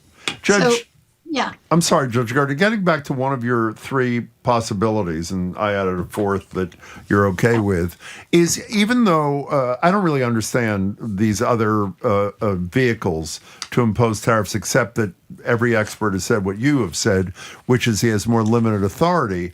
The reality is when he attempts to use that more limited authority to impose tariffs, we've heard he's upset because Denmark's not selling him Greenland. Let's do a tariff. He's upset that Bolsonaro is not beloved and is being prosecuted in Brazil. Let's add a 50% tariff. all these things are going to be challenged. And it seems to me that, and one of the jurisdictions, one of the arguments for one of the other powers he still has is national security. Most of the stuff that he's used, most of the fact patterns that he's used to impose tariffs have nothing to do with national security. So while it may take a while for there to be an outcome, it's likely that if he misuses or abuses the authority which he actually does have, that they may be struck down too, right? Or they may be, but there's a difference between individual tariffs as to which agencies made specific findings about discrimination against businesses, findings about threats to national security, and those are in a different category than I want Greenland, I'm going to impose tariffs. So, as I said, on the one hand, I think that if they had not struck down these broad-based wackadoodle tariffs, then we would really be in trouble. Then there would be a court worth its name. But the fact that they have is a good thing. But who knows? It's not clear to me. As I said, when the president has sort of walked off a cliff, if they didn't count it as you've walked off a cliff, that would have been really troubling. On the other hand, the fact that they've acknowledged there was a cliff, I suppose, is a good thing, but I'm not sure it forecasts much about the cases down the line. Well, so Judge Nancy Gertner, I think a lot of us, I think that Thomas and Alito have already kind of shown themselves to be wackadoodle, but if these tariffs were so wackadoodle, what's up with Kavanaugh? I didn't really put him in the wackadoodle camp. It's hard to say. Kavanaugh has been wobbling all over the case. I mean, I don't know whether we talked on this program about when the issue of whether ICE can stop people based on their language and, that they look Hispanic. That's a great point. He seemed to say that's okay. No harm, no foul, right. And then when he realized that that was really overbroad, not to mention racist, in a concurrence, in a total. So I'm not sure where he is on any of this. It began to be called Kavanaugh stops. Yes. And when that happened, he suddenly, in a concurrence, said, I didn't mean what I said. So I don't think we know where he is exactly. Okay. No, you are a great lawyer, but you're not a doctor. But I'm asking you a medical opinion anyway. In light of the fact that 2 of his 3 nominees voted against him, at what point do you think his head pops off his shoulders? What day do you think that's going to be for? Well, no, see, I think they forecast this. I think that they forecast this decision during oral argument. The tariffs, which were on for emergency briefing, they've nevertheless taken their sweet time in issuing this decision. Hurry up and now wait. Yeah. And so to some degree, whether it was intentional or not, they gave him the time to make the adjustments. So I don't think his head is blowing off yet. Well, in this so-called Section 232 of the Trade Expansion Act, whatever that is, apparently that allows tariffs to continue on things like steel and aluminum and cars and car parts. So that's not insignificant. This is all much more. It's more limited. I mean, it's more limited, yeah, but it's not more gone. limited, and it's predicated on findings of an agency that there is something that fits within the category of the statute, as opposed to Greenland. So, threats to national security found by the Commerce Department could lead to the imposition of tariffs. Findings about injury to a domestic industry. So those are more restricted, which is a good thing that they follow those restrictions. So there will be tariffs, but they will certainly be much more limited than before, and he can't use it as an aspect of political power, which is what he's been doing. We're talking to former Judge Nancy Gertner. I was thinking about you last night as I'm watching television. I assume, I know you a little bit, I assume you were quite pleased when you saw the banner with the image of Donald Trump go up at the Justice Department. Is that fair? I was disappointed that it wasn't my picture. But could you ever have imagined? For those who don't know, could you describe what happened and what your honest reaction to this is, Nancy Gertner, please? Trump took a huge picture, which, by the way, I think is his indictment picture. I agree. Right. I think it is too. And where he looks like an evil man. and put it on the side of the Department of Justice. So it's not just we are speculating that he essentially has the Department of Justice in his pocket. He can tell Bondi, go prosecute, Tish James and go prosecute James Comey. We already know that in terms of his actions. This is now a symbolic, capstone to that there is a picture on the Department of Justice of the President of the United States. I mean, that's unheard of. Last week, equally unheard of was, of course, Pam Bondi's, the Attorney General's performance in Congress last week, talking about most of the Epstein files. I think people's jaws were on the floor. Yeah, no, sometimes I'm happy with my career, but sometimes I wish that I was a politician because trial lawyers know how to question people. Senators don't necessarily. They do not. And I would have loved to be in the position to be able to question her. It would have been so much fun.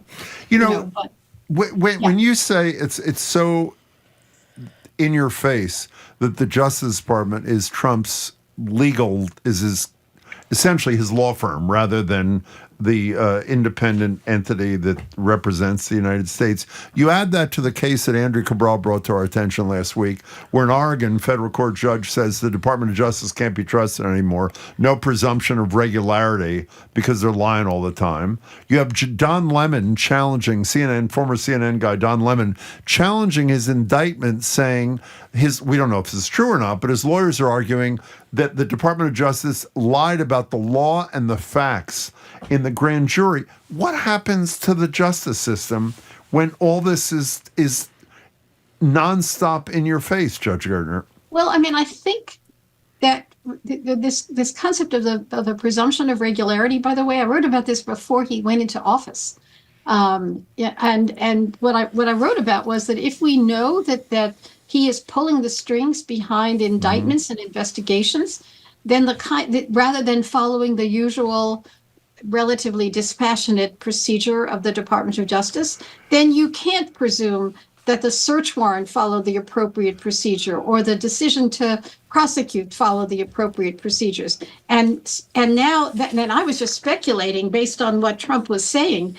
Now you have concrete evidence of a directive from the president to Bondi, or the putting in place totally unqualified prosecutors to prosecute this or that. But so, now you have the real evidence that he's in fact controlling the Justice Department and that they see themselves as his aides. But the courts are rejecting the presumption of regularity. Yeah. It wasn't just the judge. There was a judge. You've asked me this question 9,000 times. I keep track. No, this is a question of how come no judge has ever held them in contempt.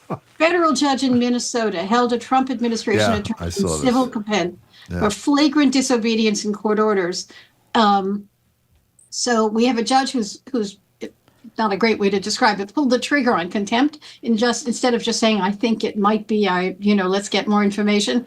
I think you'll see more of that because the numbers of disobedience, the numbers of cases of disobedience has really been quite extraordinary. And when you say civil contempt, that means they pay a fine, right? Right. They pay a fine. She could imprison them for a period of time until they remedy the contempt. You saw that, for example, of a witness who who refused to testify even in the face of a grant of immunity, and so he or she might be imprisoned until he purges the contempt, is the way we describe it. This is probably just going to be money. The government claimed that the high caseload and understaffing was what justified this, to which the judge said, "That's your problem, not mine." I love it. On that note, Judge Gertner, thanks for your time. As always, it's really good to see you. Thank you very, very much for joining us, Nancy Gertner. We've been speaking with retired federal judge Nancy Gertner, a great lawyer, senior lecturer at Harvard Law School, and a Boston Public Radio contributor, and we're so glad she is. Coming up after this quick break, Andy Freed on management lessons he learned from Bruce Springsteen. I'm Marjorie Egan. He's Jim Browder. You're listening to BPR 89.7 GBH, streaming at youtube.com/GBH News.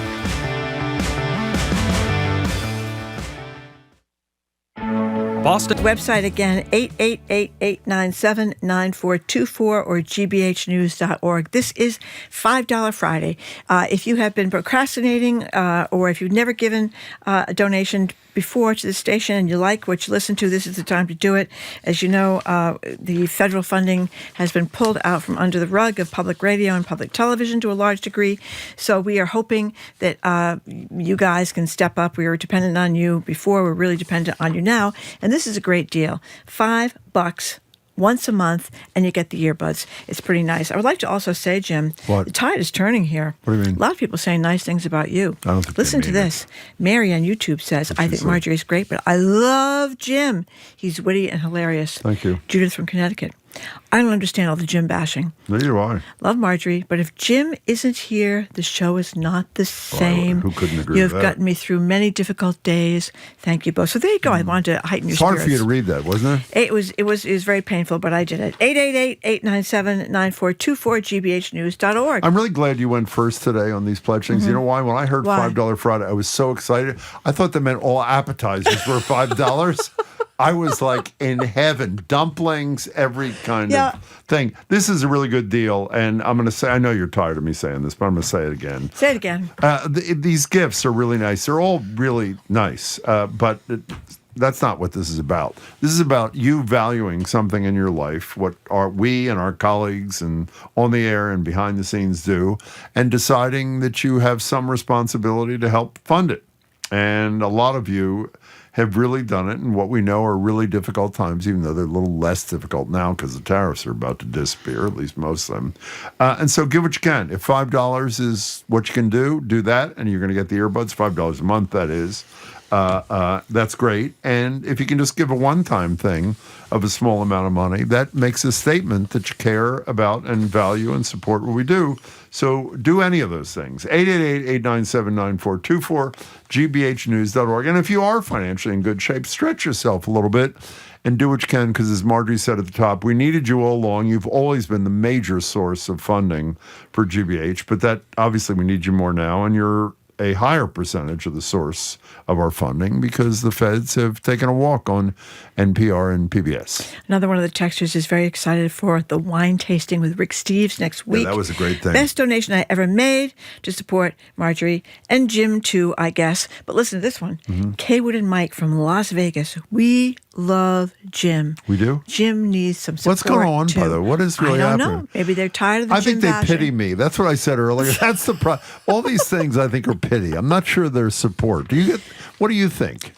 I think that people... A little bit of pity. A little bit of pity. Yeah, no, she's trying to be nice to me because she's a really good person. Try to be nice to Jim. No, Jim is a big part of the show, no question about it. By the way, if it turns out you write a nice note, for $5 you get 8 pair of earbuds. Actually, it's not official, but it's informal. Okay. The number's 888-897-9424, gbhnews.org. I can't tell you how much every single one of us who works here appreciate whatever you can do.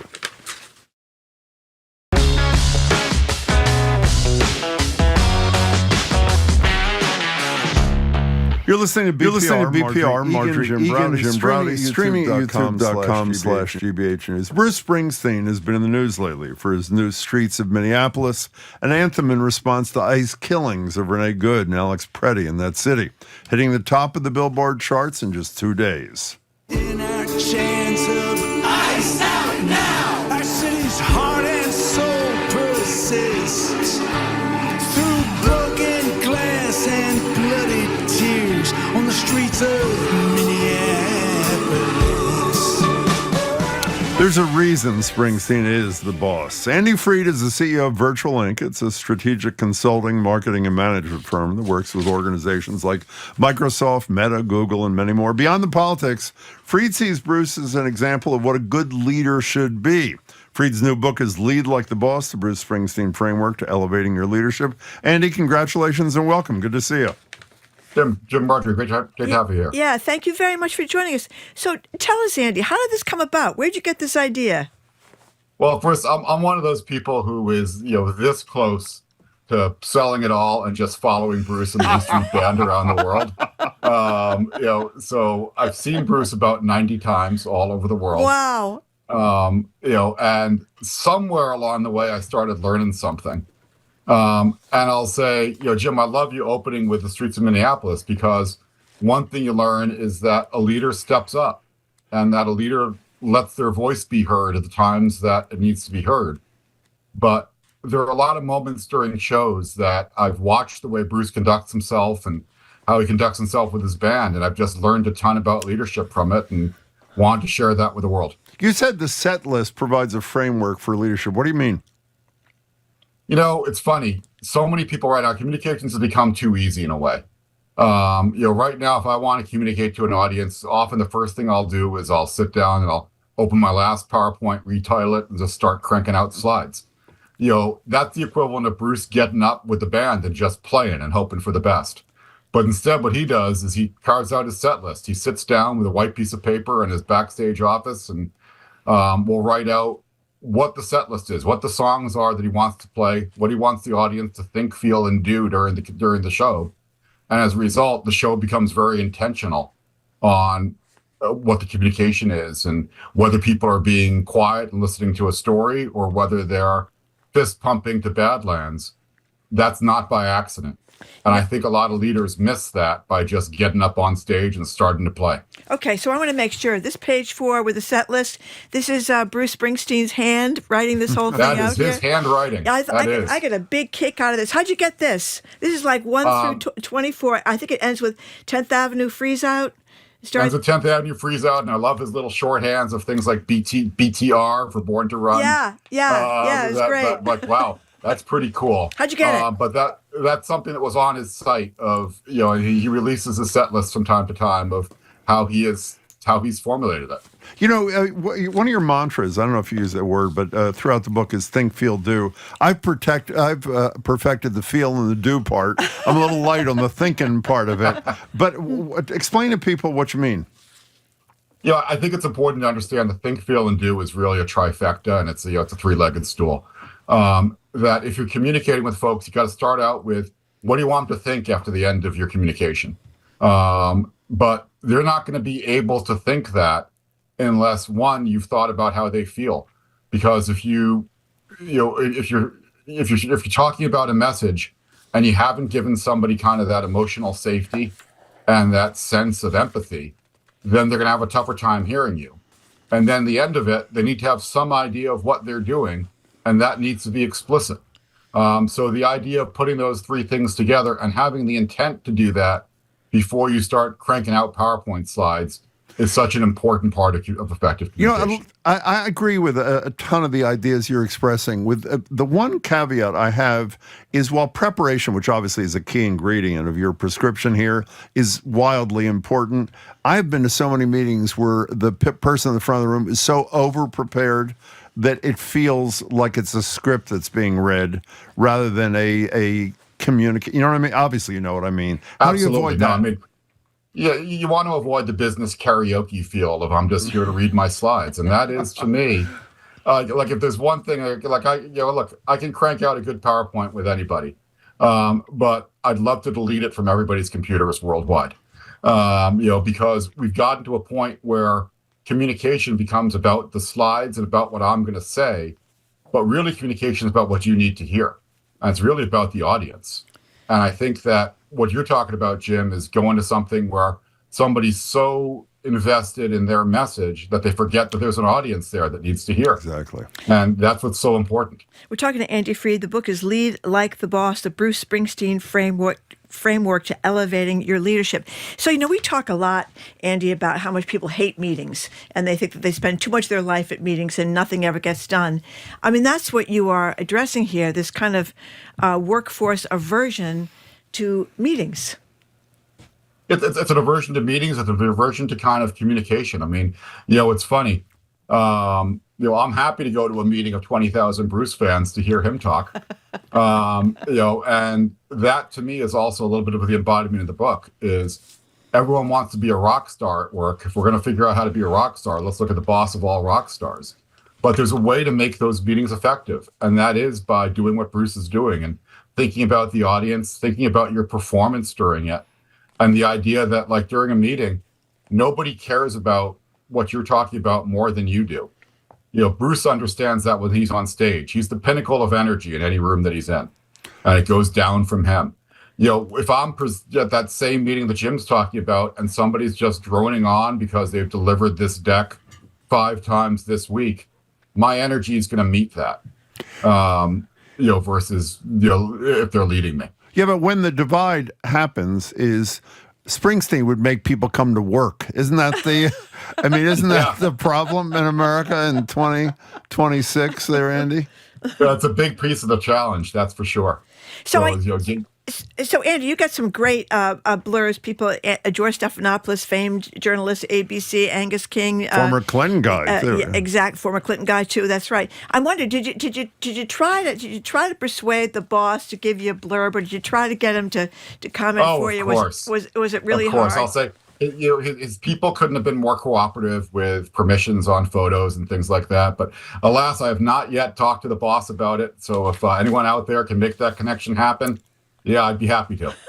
Okay. Andy, I learned a lot of things. The book's great. Congratulations. Yeah, congratulations. Hope to talk to you soon. Thanks, Jim. Thanks, really Marjorie. appreciate it. Very, very clever, and very happy to see that playlist in his own hand. That was really kind of cool. Thank you very much, Andy, for being with us. Thanks for having me. Okay, we've been speaking to Andy Freed, the new book, Lead Like the Boss, the Bruce Springsteen Framework to Elevating Your Leadership. Andy, thanks again for joining us. I'm Marjorie Egan. Thanks for having me. I'm Marjorie Egan. He's Jim Browder. You're listening to BPR and GBH and NEPM and streaming at youtube.com/GBH News. Andy, great to meet you. Good luck with everything. Obama, what each one had to say about the aliens. We're going to ask you, do you think we are all alone in this universe or not? He's Jim Browdy. I'm Marjorie Egan. You're listening to 89.7 GBH, streaming at youtube.com/GBH News.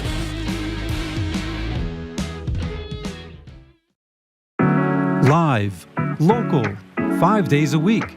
Jim Browdy, Marjorie Egan, Boston Public Radio. It's here on GBH Radio because of your support. Now's your chance to keep the conversation going.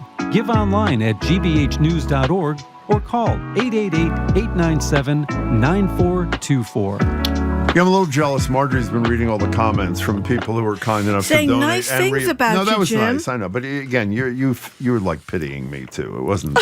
I mean, I could tell it was half-hearted. Pity would be the wrong verb. Well, okay, fine. So here is Claire from Andover. So pleased to have GBH Radio 89.7. Again, these are people who've given and taken the time to write.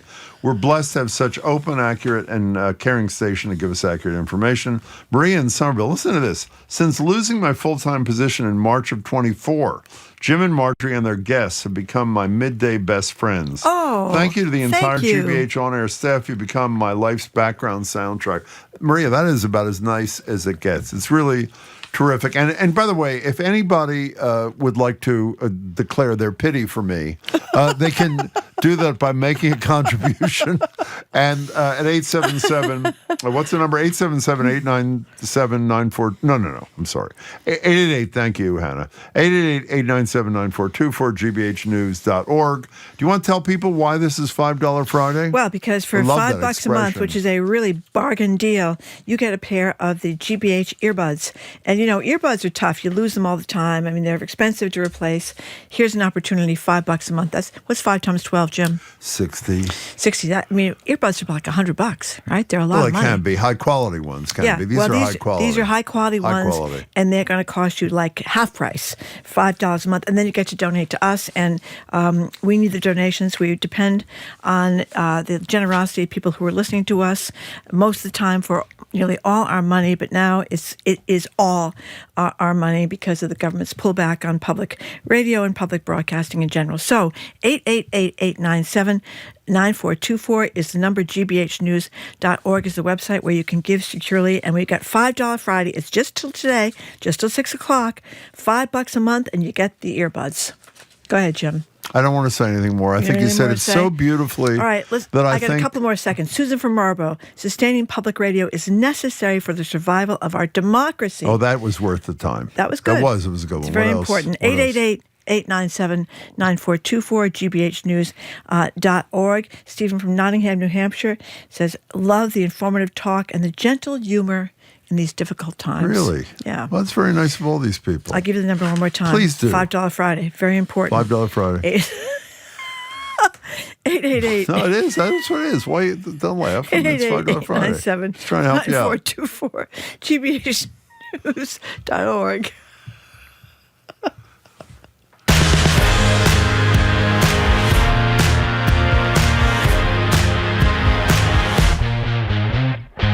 Welcome back to BPR. Jim Browdy and Marjorie Egan, streaming at youtube.com/GBH News. We're going to talk about UFOs, by the way, and the reason I'm telling you that up front is because our timing is all screwed up because of Pledge. So if you're interested in this, call soon at, what's the number here? 877-301-8970. It appears our current president, that'd be Donald Trump, has a troubling case of Obama derangement syndrome. After hearing Obama on a podcast talk about aliens, of all things, Trump says he'll, quote, begin the process of identifying and releasing government files related to alien and extraterrestrial life. Good. I think the alien life he's talking about, that's his cabinet. In any case, here's what Obama had to say on a podcast last week. Here it is. Are aliens real? They're real, but I haven't seen them, and they're not being kept in, what is it? Area 51? Area 51. There's no underground facility unless there's this enormous conspiracy, and they hid it from the President of the United States. What was the first question you wanted answered when you became president? Where are the aliens? Where are the aliens? By the way, do you believe this guy didn't even ask a follow-up question? In any case, he then had to clarify, this is Obama, that he never actually saw any evidence of alien life while he's president. And we know. But he said the odds are that they are there. What are you going to say? Well, if the reason that we always say the president should know is because you know what the aliens say when they land.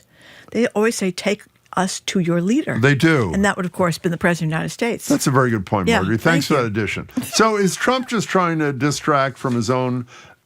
Forget these questions. What do you think about UFO? They're not UFOs anymore. They're whatever. What are they? They are people in flying saucers. Accessory dwelling units, I think they're called. I'm not sure. I don't know what. There's a new name. Oh, can you for play that UFOs. music again? I love this music. This is the Twilight Zone music. And the other question, by the way, since we're very limited on time, every time we discuss UFOs, which, by the way, is far too frequently on this show, Marjorie makes clear, after a little coaching, that her dream in life is to be beamed up and probed.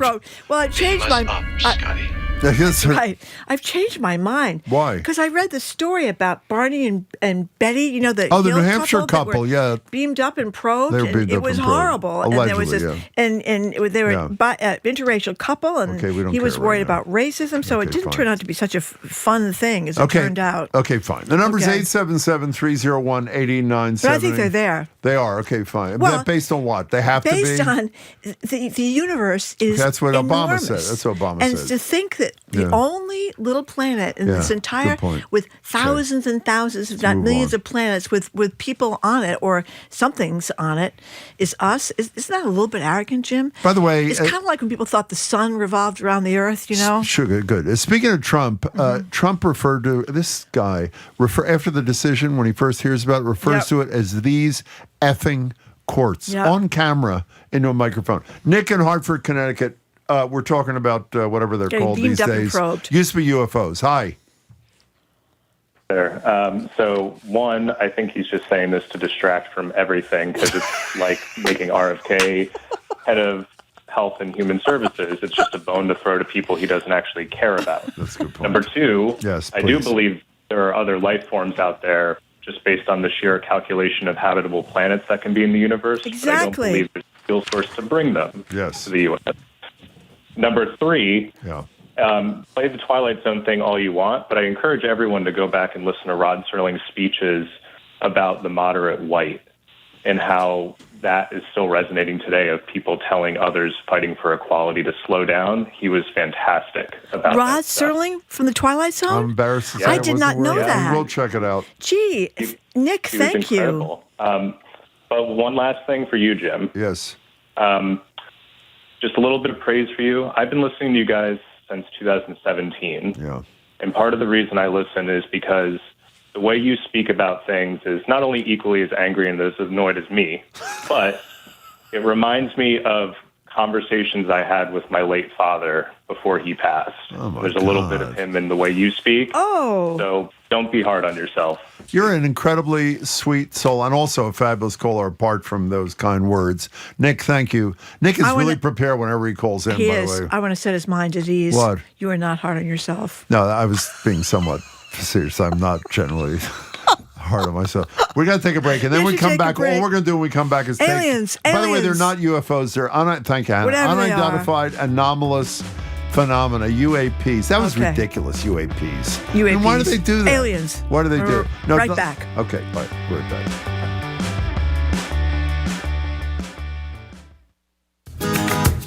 It's time to support Boston Public Radio on GBH. Listener contributions pay for the program and keep it on the air. You don't have to give much to make a difference, but please make a difference by giving now at gbhnews.org or by calling 888-897-9424. Okay, 888-897-9424 gbhnews.org. A lot of texters are very concerned about the state of Jim's mood. So here's another one. I think it's nice that people keep checking in on Jim and his no good, horrible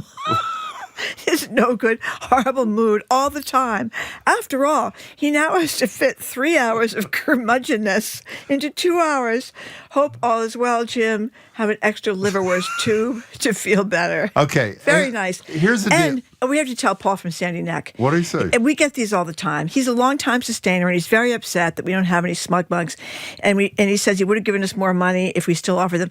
Going We're working on it. We really are. We're keep hope alive. We're hoping the smug mug. But we should be clear. It will not be this cycle. We're going to make it happen. We hope. Yeah, we're going to beg. But it's not this cycle. On our knees. It's not our fault. So take that for what it's worth. Here's what is available for this is $5. What is it called? $5 Friday. $5. It's a bargain. It's $5 Friday. Yep. And what happens? Oh, for $5 you get the what are they? The earbud things. And for the this is really not going well. The number is 888 to give 888-897-9424 or GBH News. Or before Marjorie takes us totally off track. This is midway or something through the pledge drive. Don't wait for the mugs because they're not coming this cycle. If you value what you get on the station, please make contribution. Okay. Go ahead. 2 more texts. If the praise continues to Jim in the next pledge break 2, it will make Jim the most improved co-host 2 breaks in a row. That's pretty funny. What are they reference to Jim referencing? being the most improved camper 2 years in a row. I mean, imagine. Here's another one. About as humiliating as it gets. If we raise $50,000 before 1 o'clock, will Jim take a sabbatical for 5 months like the legislature? Oh, my God. That is, I'm laughing. You can see how hard I'm laughing? I'm not on YouTube. But if I was, you know how hard I'm laughing. Now, Marjorie's we happy. love you, Jim. We do. Yes, we do. By the way, the number, since you've probably forgotten, is 888-897-9424, gbhnews.org. This is a great deal. What is it? $5 Friday. For $5 a month, you can join and get the magazine and all that stuff. But the most important thing, you'll get the GBH earbuds. I don't think we have the magazine We anymore. don't have the magazine. Marjorie goes all. I mean, Marjorie just says whatever comes in her head. I don't think we've had the GBH magazine. To the This is like 1984. No, it was I a used few. to get it I know in we my were on the house. cover of it a couple of That's times. right. You know when they stopped publishing? As soon as we were on the cover, that killed the whole enterprise. 888-897. But you get a lot of good stuff like the shows. 888-897-9424. gbhnews.org.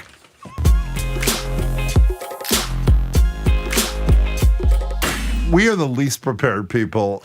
It's amazing we're even employed. Yeah. In any case, she's Marjorie and I'm Jim Browder. Streaming youtube.com/GBH News.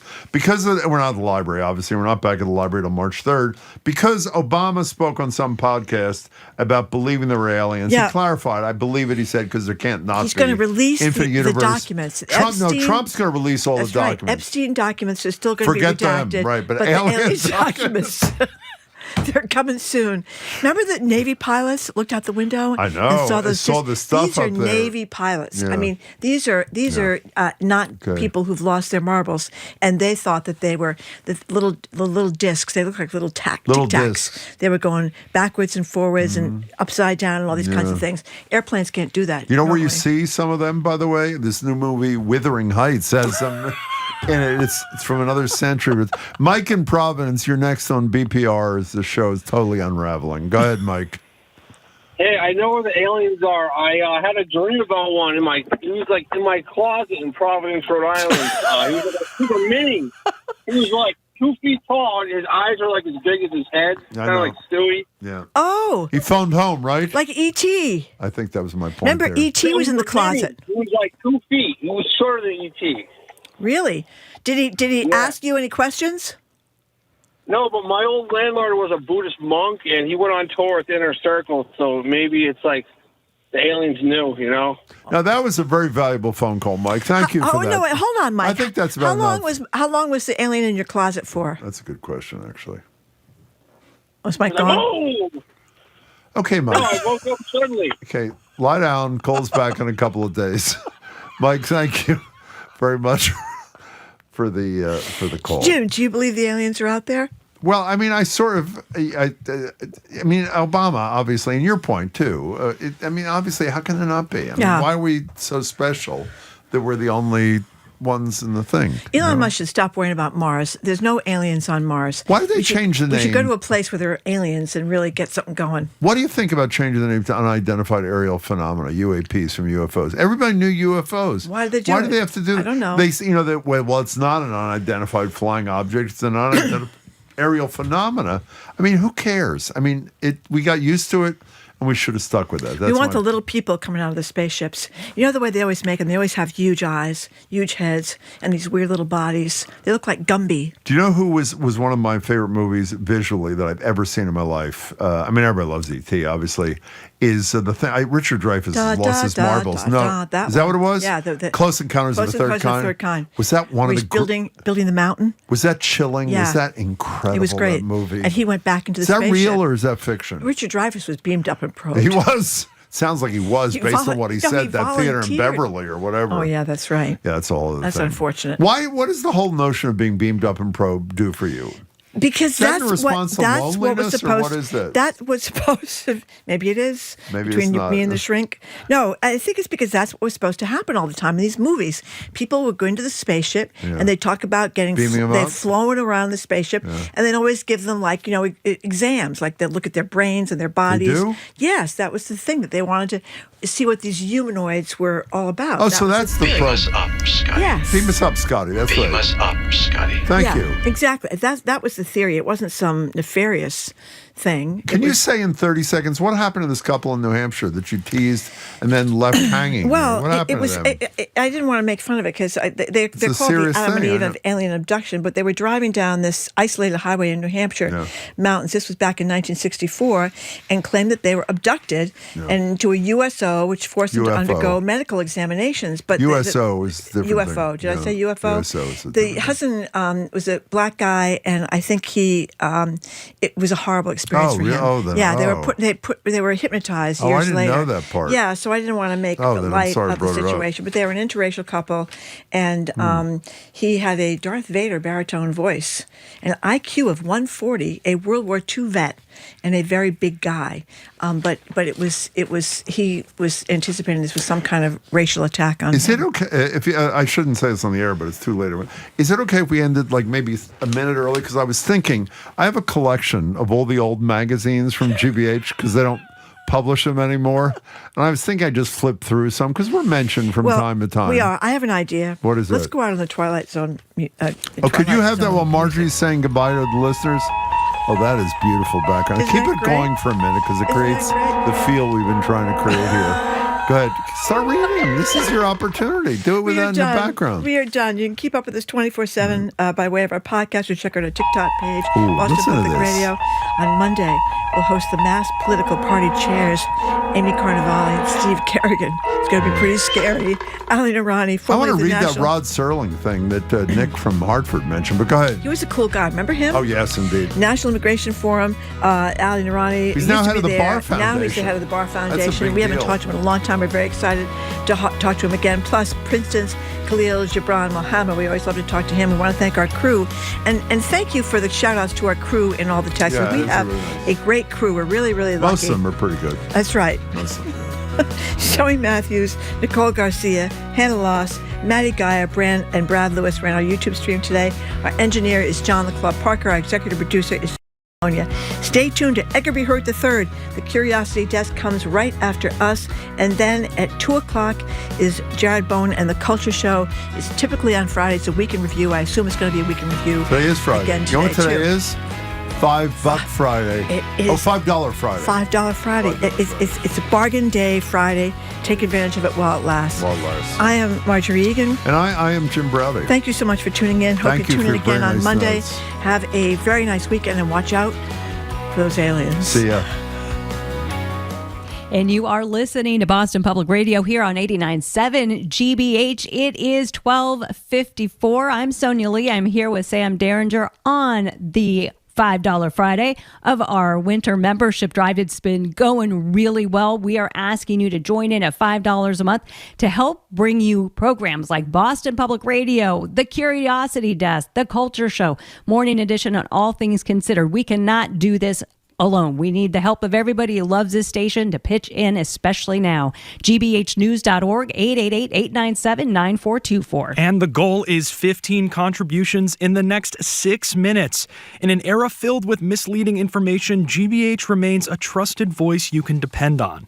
By giving now, you help GBH continue our mission of providing accurate and factual news. So please give $5, $10, or $15 a month or more on the Sustainer plan and help meet this important goal. Again, that is just 15 contributions in the next 6 minutes. We can do this. gbhnews.org or when you call 888-897-9424. And this is your last opportunity to pick up the earbuds at $5 a month and support Boston Public Radio. That's right. This is it. If you've kind of been waiting around these last few hours and haven't had a chance to give, you want to pick up the earbuds. It's a special offer just today, and you got now just 5 minutes to get the earbuds and support Boston Public Radio. After today, the level is going to go up to $150. So this is a great time to participate in $5 Friday and get one of Marjorie's most favorite thank you gifts. gbhnews.org is where you can go, or 888-897-9424. And that monthly sustaining membership is the best way to support GBH right now.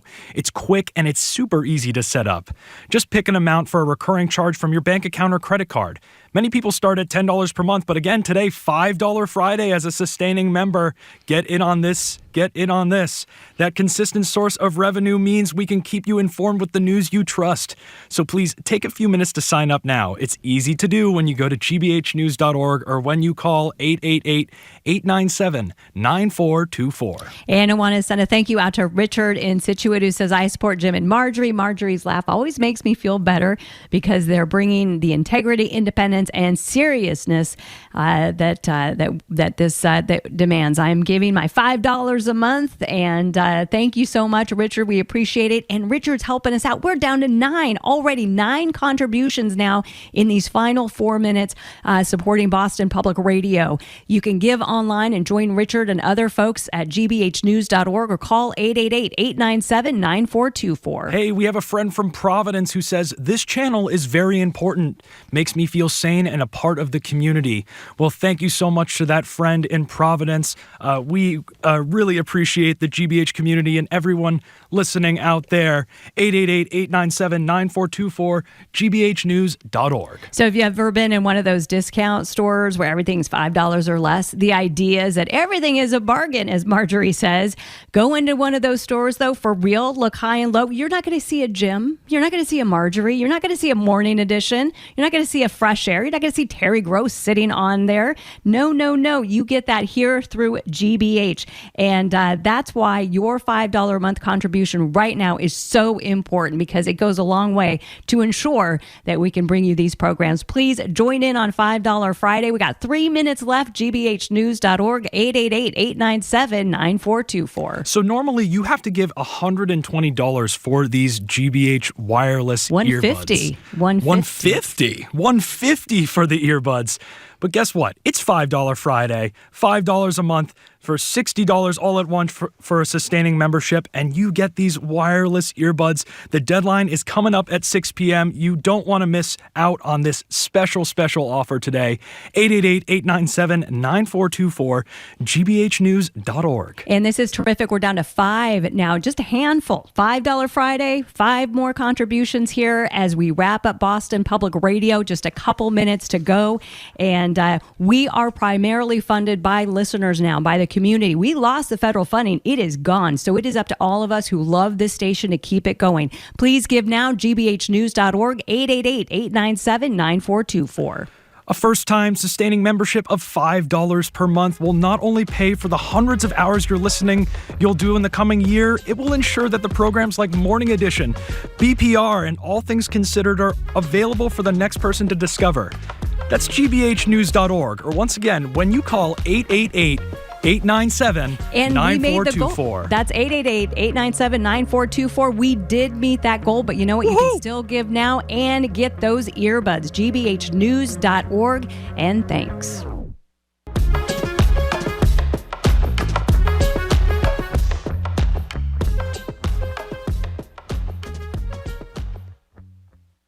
From the stories of centuries past to discoveries that will define our future, How Did We Get Here's, how-tos, and more. Journey with us down the rabbit hole on the Curiosity Desk. Coming up next on GBH 89.7. Support for GBH comes from you. And Mass General Brigham. In heart surgery, expertise matters. Mass General Brigham Heart and Vascular Institute performs thousands of surgeries each year and is committed to research and innovation. massgeneralbrigham.org/heart. And Mass General Brigham Health Plan, providing coverage plans for individuals, families, employers, and retirees with benefits that help you live in your moment. More at massgeneralbrighamhealthplan.org. You're listening to 89.7 WGBH HD1 Boston. Online at gbhnews.org. GBH News. What matters to you?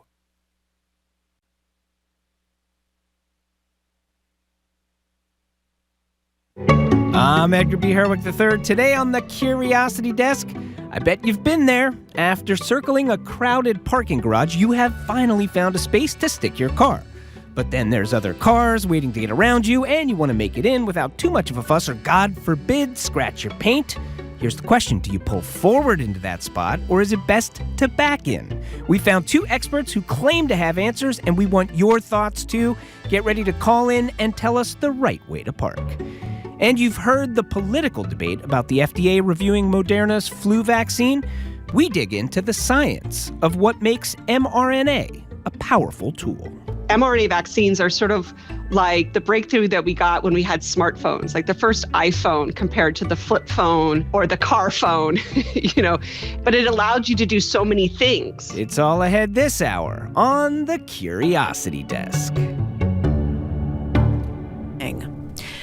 President Trump is blasting the ruling from the conservative majority U.S. Supreme Court that strikes down his tariffs policy under an emergency powers law as unconstitutional. A source not authorized to speak publicly tells NPR Trump called the decision a disgrace. Trump was behind closed doors meeting with a bipartisan group of governors when the ruling came down. NPR's Nina Totenberg reports on Chief Justice John Roberts' opinion today in a ruling viewed as a major setback for the Trump administration. He referred to the revolution and the start of the United States of America, saying much of that revolution was based on an objection to being taxed, and therefore the framers put in the Constitution the powers of Congress were to tax, and that imports and exports have taxes, and that therefore, if a president wants to impose a tax, a big tariff, Congress has to expressly authorize it. NPR's Nina Totenberg reporting President Trump is expected to remark shortly on the Supreme Court ruling.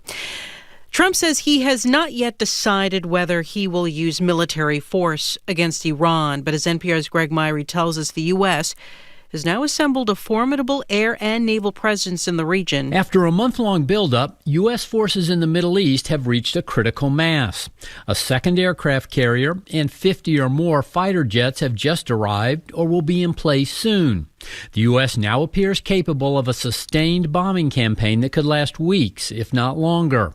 President Trump remains non-committal about his plans. Now we may have to take it a step further, or we may not. Maybe we're going to make a deal. You're going to be finding out over the next probably 10 days. Media reports in Iran say the country is expecting a U.S. strike. Iran's leaders say they will retaliate if attacked, and they have a stockpile of ballistic missiles.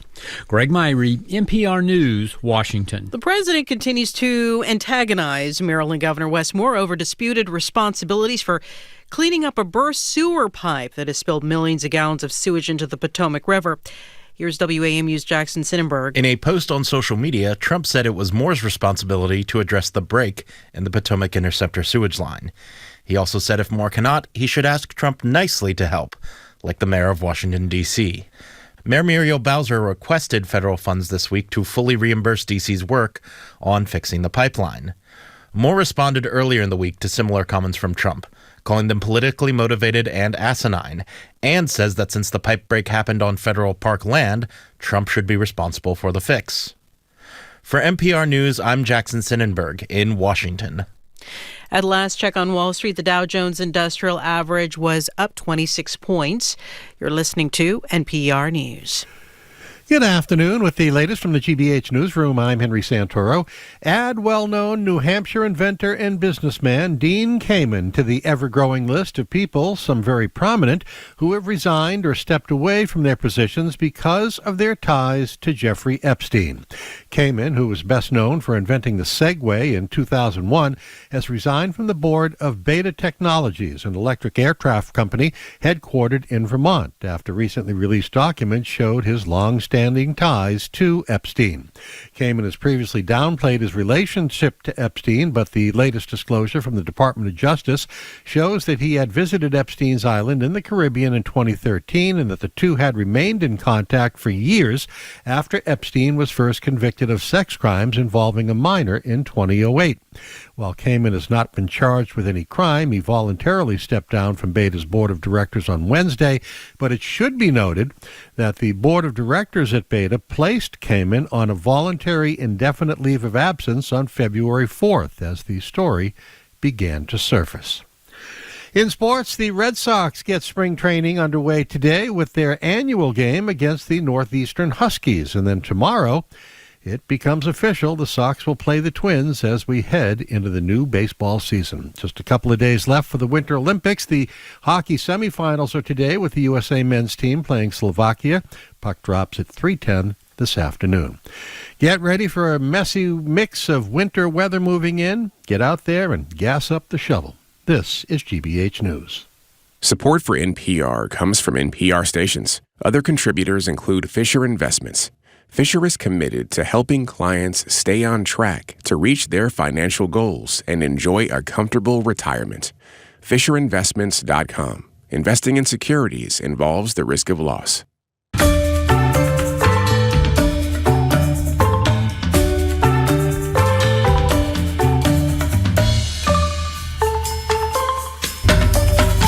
You're listening to the Curiosity Desk on GBH. I'm Edgar B. Herwick III. We're streaming live at youtube.com/GBH News.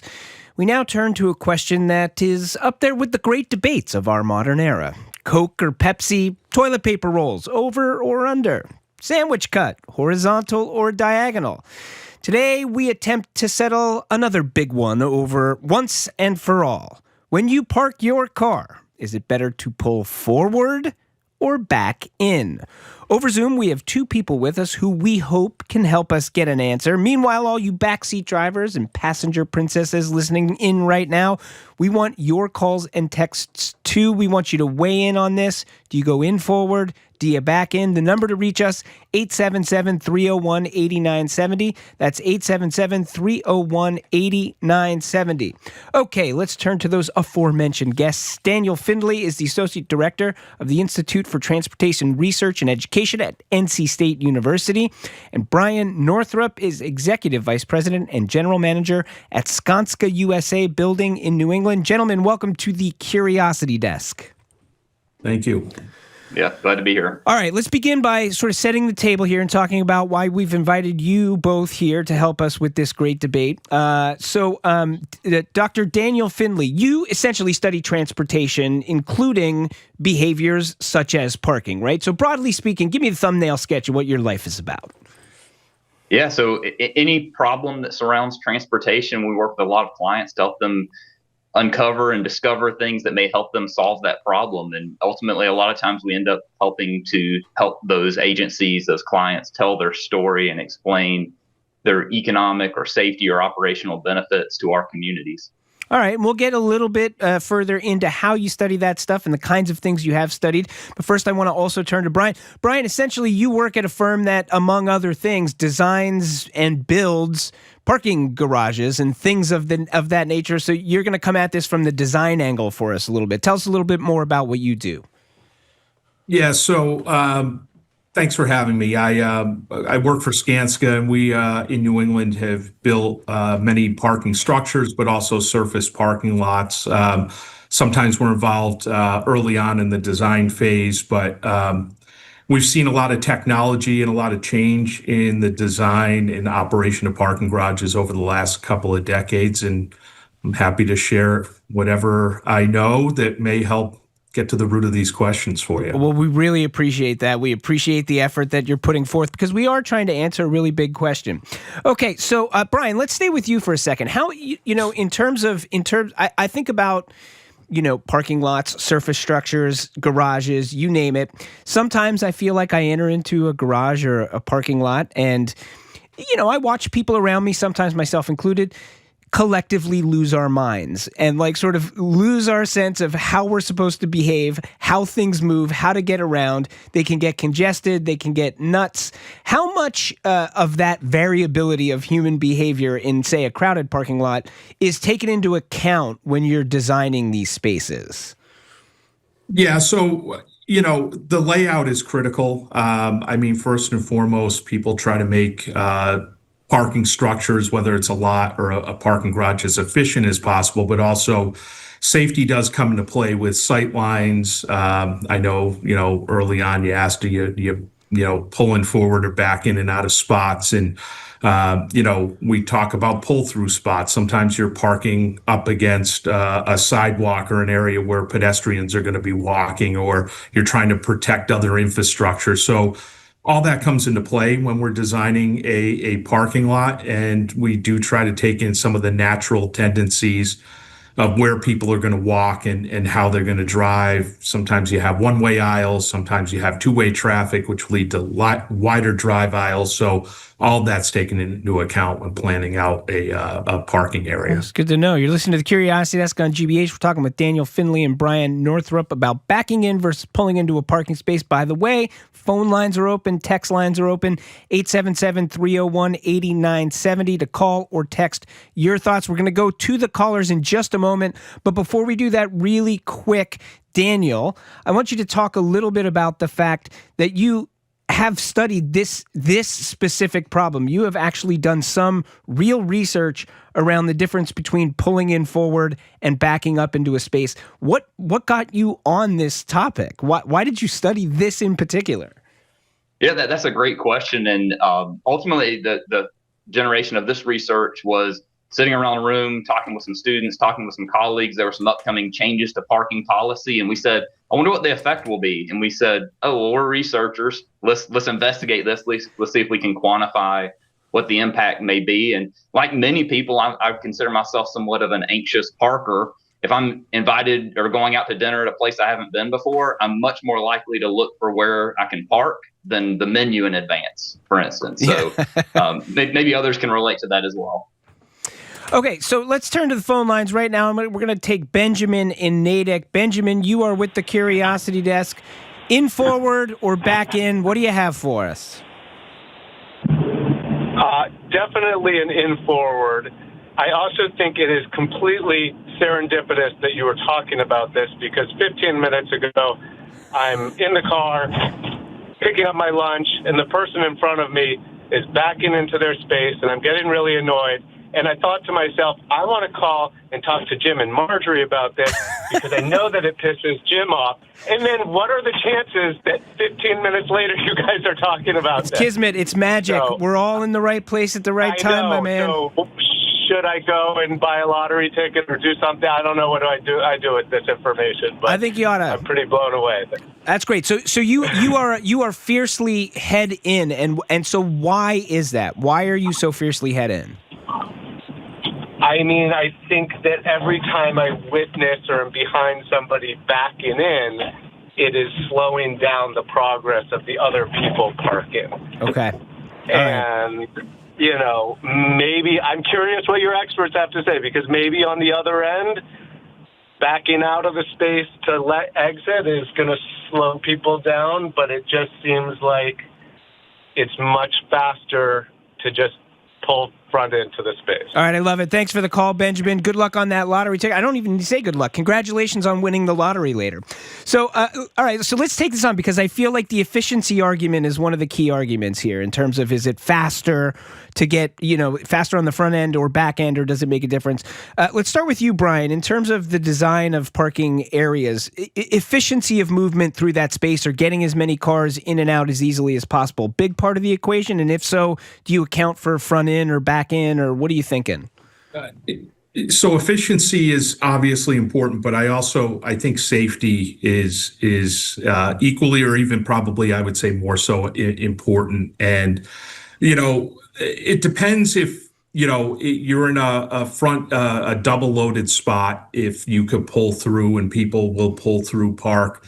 But if you're parking up against a building, a sidewalk, some other infrastructure where you may have to either choose to pull in forward or pull in back, or if there's another car parked there, my personal preference is, first, do I have something I need to unload from the back of the vehicle? If I do, I'm going to go nose in so I could have access. But if I don't, I'll generally back in. And the reason is, you will generally pull past the spot. You could see that it's empty and there's no obstruction into it, and back into it, where when you nose into a spot and then back out, a lot of times you're going blind with other vehicles coming on, with pedestrians walking through a parking lot. And so we know a lot of people these days have their head in their phone and they're not paying attention. Well, including the drivers have their head in the phone sometimes. Unfortunately, that's true. So I do think from a safety perspective, pulling forward out of a spot and backing into it is probably safer, but I think there's a lot of personal preference. So I want to turn to you in just a moment, Daniel. But you mentioned pull through spots. So this is where you have kind of two parking sort of columns or whatever adjacent to each other, and the one directly in front of you. So if you're going in forward, there you go through that spot into the one that's across from it, right? Now, when I was young, when I was being taught how to drive, I was told to never, under any circumstance, do that. That was a dangerous maneuver. Is that true? Is that something we ought to not do? I mean, Daniel, you study this stuff. What is that a safe maneuver? I think there's possibly a conflation of a couple %. You shouldn't be driving just randomly through parking lots where you're pulling through many parking spaces. I think the risk is much more diminished if you're pulling just into the adjacent stall in front of you, and you're doing that at a very low speed that you would expect in a parking lot. So I think I would say generally, yes, you should not be cutting just across a parking lot. You should stay in the drive aisles that Brian and Skanska and others design in. That's where we should be. But in adjacent spaces, I think that's a pretty low risk type of maneuver. All right, let's go back to the phone lines. We've got Alex in Walpole. Alex, you're on the Curiosity Desk. Head in or back in? Oh, both. Oh. And by the way, Edgar, you've been my teacher. You are a fellow swing dancer, Jimmy Hop. That is that is the truth.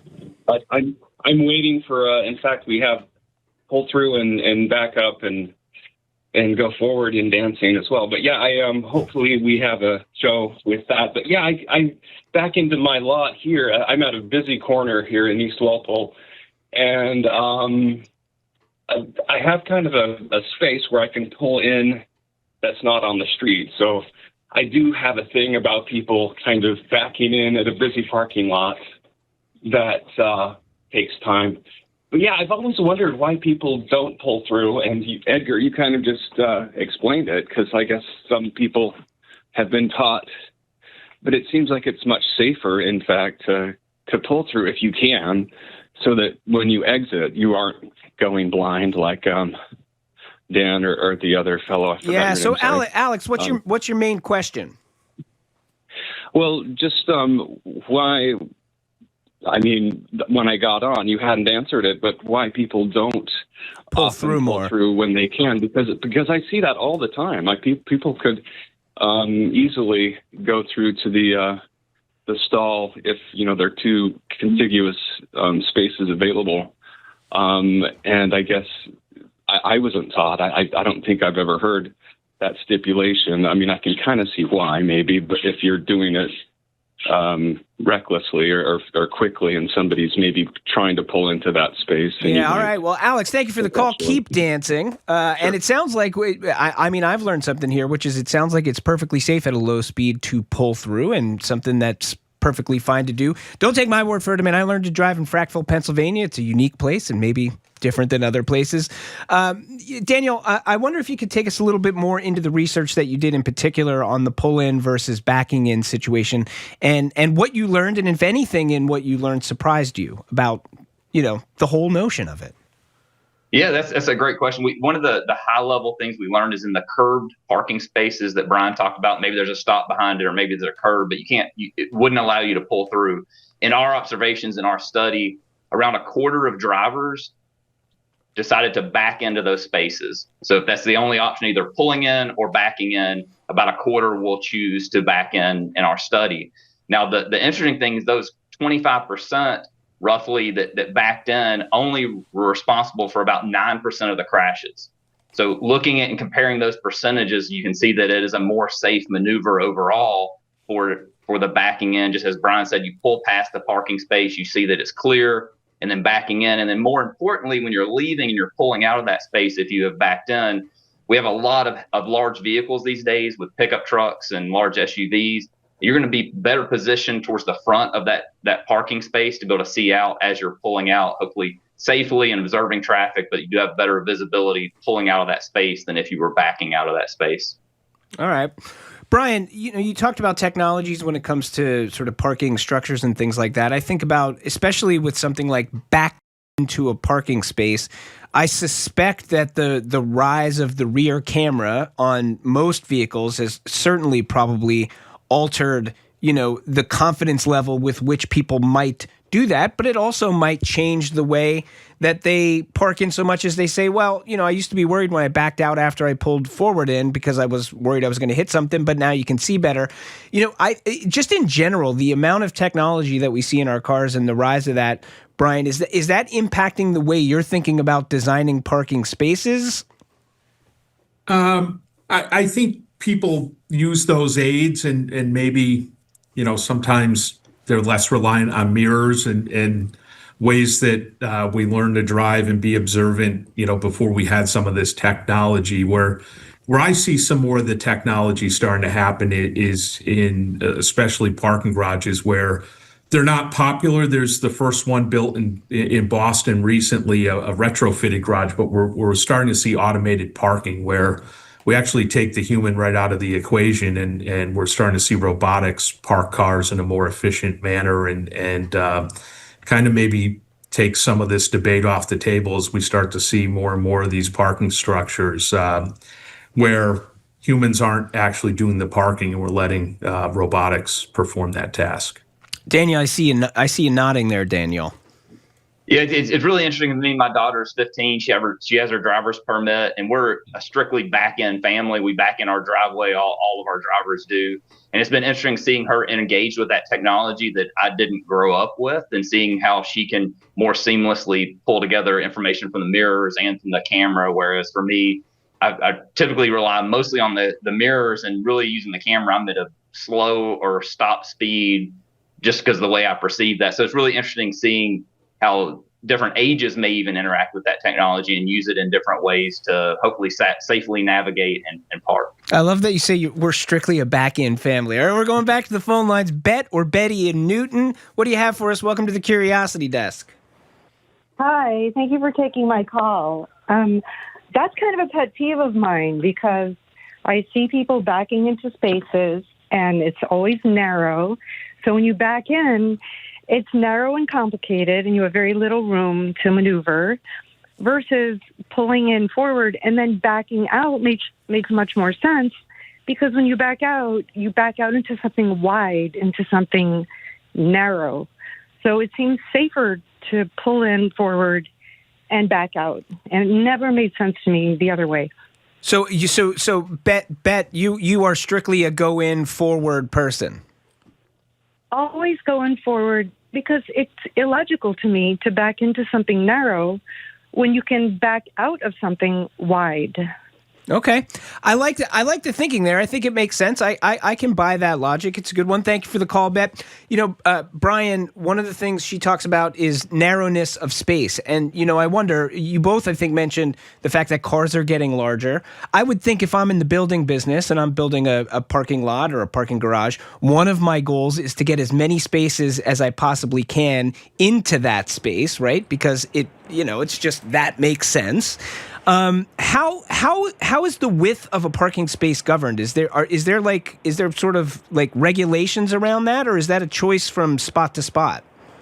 So, there's proven design standards that are used on the typical width of a spot. We have seen some people try to reduce those a little over time to try to squeeze a few more spots in a lot or in a garage. And I can say many years ago, I was involved in building a project where that was attempted and it didn't have very good results. Didn't go so well. I think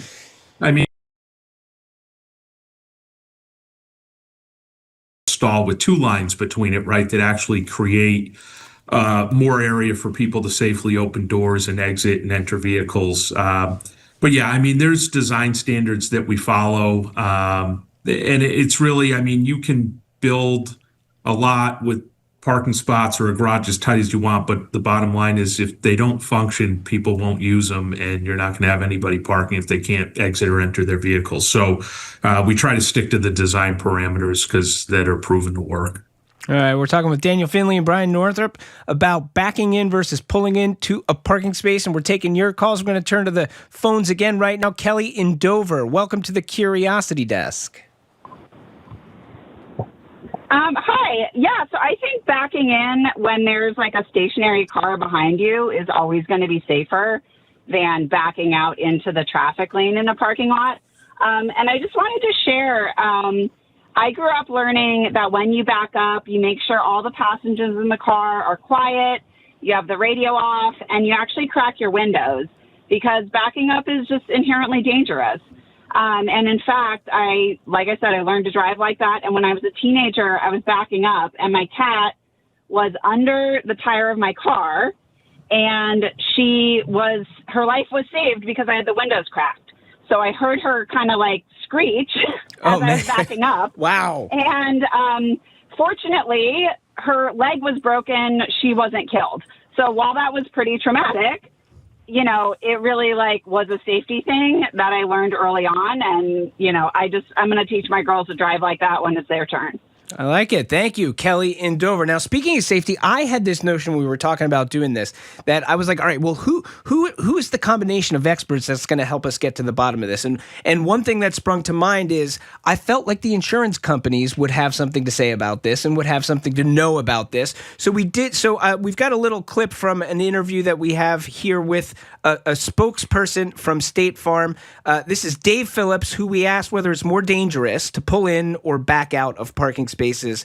Here's what he had to say. Statistics show that nearly 60% of those parking lot accidents are caused by folks backing out of the space, and that statistic is from the Insurance Institute for Highway Safety. So pretty clear from the insurance company that when you're backing back out of the space, which means you went forward into the space, that is a more dangerous maneuver. Daniel, I mean, as you've sort of talked about, you studied these sorts of things.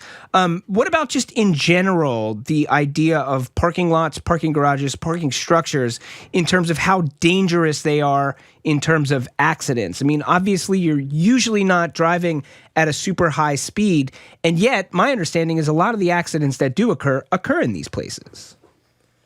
There are, anytime you have potentially conflicting vehicles, which a parking lot is the place you're going to have conflicts. You have people trying to enter parking spaces, others that are driving through the drive aisles. Those are always potential opportunities for conflicts and collisions, and we want to avoid those as much as we can. The speeds really help. Low speeds are great. As Kelly mentioned, situational awareness, I think what really she's talking about is as much as we can sense and as much information as we can take in, the better. So use your mirrors, use your cameras.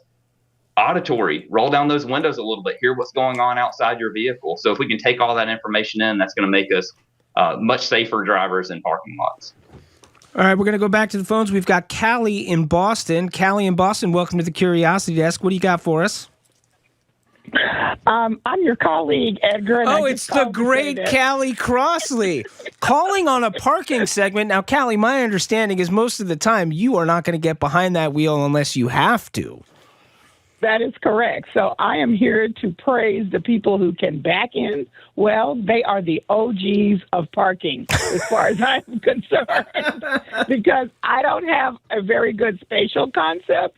So by the time I would get back into a spot, 9,000 cars would be lined up waiting for me. So the people who can do it, I just think they're great. And a shout out to my friend Val, who is the serious OG back-end parker. All right. So, Callie Crossley with a shout out to Val and a shout out to all you back-in parkers out there. Both of you, now you Daniel have said that you are a back-in exclusively family. Brian, what's your thing?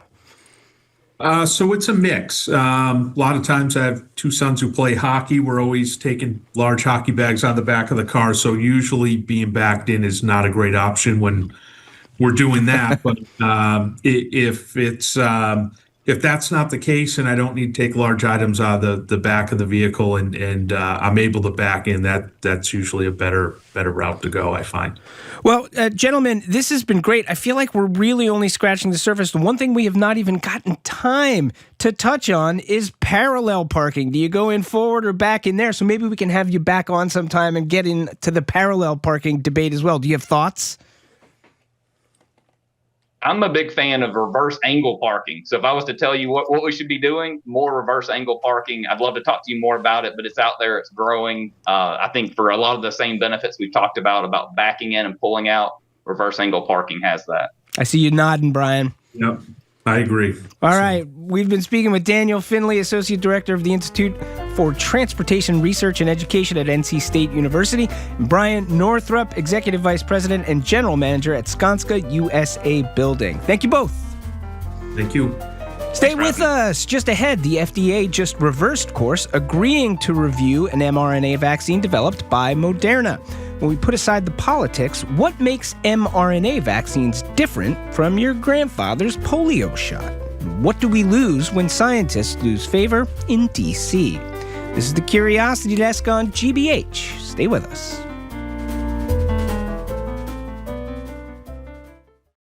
You're listening to the Curiosity Desk, where we answer your questions. We turn these little wonderings into in-depth conversations with voices across different fields. Unique listener-driven shows like ours only exist with listener support. Your support. Consider supporting the Curiosity Desk today and help continue these insightful and wonderful investigations into the unknown. Call 888-897-9424 or visit gbhnews.org.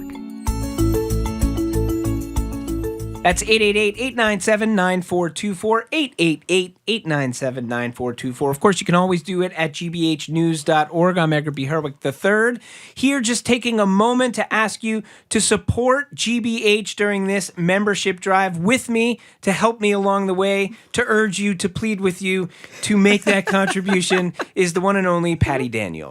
We're pleading, we're begging, but actually we're inviting you to participate. That's the word I was grasping for. We're inviting you. And it's $5 Friday, Edgar. $5 okay, Friday. What is $5 Friday? Special incentive. Of course, the programming and the news and the reporting is the reason to give, but a special incentive on $5 Friday is a thank you gift. We'll be glad to send you our wireless earbuds. They are available today only until 6 p.m. That's what you need to listen to your favorite local radio station. Hey, 89.7 is not a bad thing to listen to with those GBH earbuds. $5 a month as a sustaining gift. 888-897-9424 is the number to do at gbhnews.org. Again, those wireless earbuds only available till 6 o'clock. They come in a small charging case. That case features the 89.7 GBH logo. We are promised they are comfortable, easy to use, and have a great battery life. Plus, they sound great, apparently. So $5 a month, I mean, this feels like a great way to get yourself some great earbuds. But again, we kind of have fun with these thank you gifts. We know it's kind of a part of public broadcasting for a long time. But really, truly, we know that the reason to give is to keep the programming on this station strong. We know that this is your hard-earned money. We're asking you to part with it of your own volition. We're not charging you here. You're making an impact when you do it. So that's what we're asking you to do. Make an impact. Keep us strong. 888-897-9424. And the sustaining gift that you mentioned, Edgar, I mean, that, let's just draw the metaphor all the way through, right? Go ahead. You rely on GBH day in and day out, month in and month out. Yes. A small donation of $5 a month is your recurring donation that sustains the station, and it supports your ongoing listening. In this case, literally, because we'll be sending you a thank you gift of earbuds through which you can listen to the radio station that your donation is supporting. Well, time is a flat circle or something like that. 888-897-9424 is the number. This is I like when during these membership drives, because I myself can be a procrastinator, to talk to the procrastinators out there, the ones who have listened to this station for a long time, probably heard a couple of these membership drives before, thought to yourself, I really should make a contribution. I really should. I listen a lot. I understand them. I should definitely do it. I'll get around to it. And you haven't yet? How about now? Now is the time. Take action on $5 Friday. Get yourself a pair of earbuds as a thank you. 888-897-9424, gbhnews.org. $5 a month, and we can thank you with those GBH earbuds. I remember a long time ago, someone gave me advice that 3 cornerstones of good citizenship is register to vote, get a library card, pledge to public radio. I love it. And if you've checked off only 2 things on that list, here is your opportunity to check off the third. And so that's a message for all you list people out there. You know how good it feels to finish off that list, to get everything checked off, to complete the set. So 888-897-9424 to make a contribution right now as a sustainer. That's $5 a month. Hopefully that's a low impact on your budget, but I promise it has a huge impact here. We're going to be right back to the Curiosity Desk and great new programming from GBH that your pledge supports. And thinking back on all the things you've covered this week on the show, Edgar, we heard about a tea ceremony to launch Lunar New Year. We've heard about the science of smell and smell-o-vision.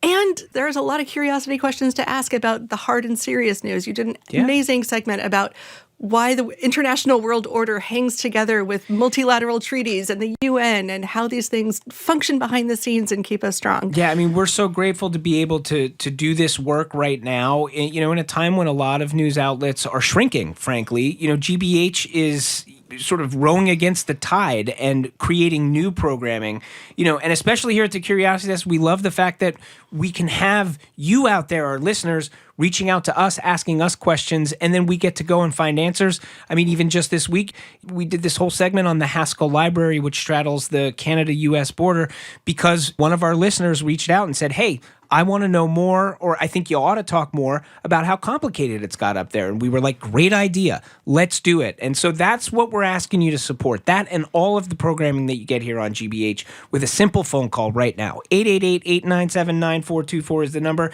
gbhnews.org. If you don't really want to talk to anybody, feeling more introverted today, you can do it online. Thanks for your gift.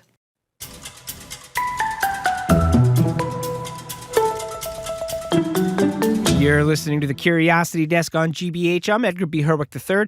We're streaming live at youtube.com/GBH News. Folks who pay attention to public health policy have been shaking their heads over a controversial decision by the FDA earlier this month to refuse to review a new kind of flu vaccine. Then, this week, the FDA reversed itself and said it will review the mRNA flu vaccine from Moderna, the biotech company based right here in Cambridge. Now, for many watching this unfold, it smacked of politics. Massachusetts Public Health Commissioner Dr. Robbie Goldstein said so this week on GBH's Morning Edition. FDA and HHS going back and forth on their decisions, making decisions that are political and ideological rather than science-based, is going to chill the market. It's going to result in manufacturers maybe being more wary about bringing a vaccine to a clinical trial. All that is the policy debate, and it's important to be sure. But the initial rejection was also bad for science. Dr. Jerry Avorn at Harvard Medical School told GBH. It's also really a kick in the face for this very promising mRNA vaccine technology, which has really helped us survive the pandemic. And we want to turn to that science now and remind ourselves what mRNA technology can do. We've asked geneticist Stirling Churchman to join us. She runs the Churchman Lab at Harvard School of Medicine, where she leads a team of scientists who study mRNA. Welcome to the Curiosity Desk, Professor Churchman. Hi, thanks so much for having me. So the term mRNA, when I hear it, it takes me back to the dark days of the early pandemic when the public first really started to learn about this totally new approach to making vaccines. Start us with the basics. What role does mRNA have in our cells?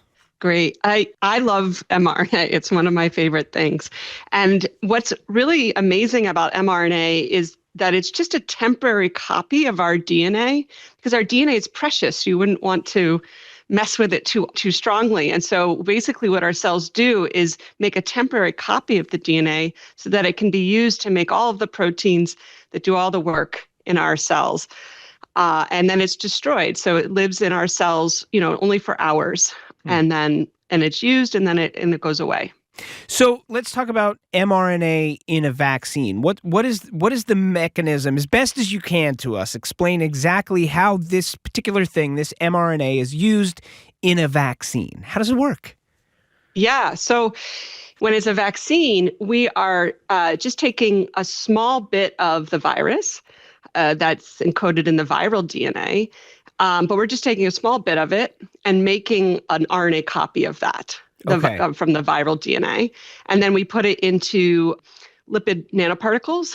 The RNA is put into these little lipid nanoparticles that encapsulate it and protects it such that it can be injected into your arm, and then it can find a cell without being degraded, because RNA is really fragile. It's meant to be this temporary copy, right? Yeah. And there's all kinds of things on your skin or in your body that'll destroy it immediately. And so it needs to be encapsulated by these nanoparticles, and then it can find a cell in your immune system, and then the cell can use it like it would one of its own RNAs, and it makes a little piece of protein that is similar to the viral protein. And then that temporary copy also disappears very quickly.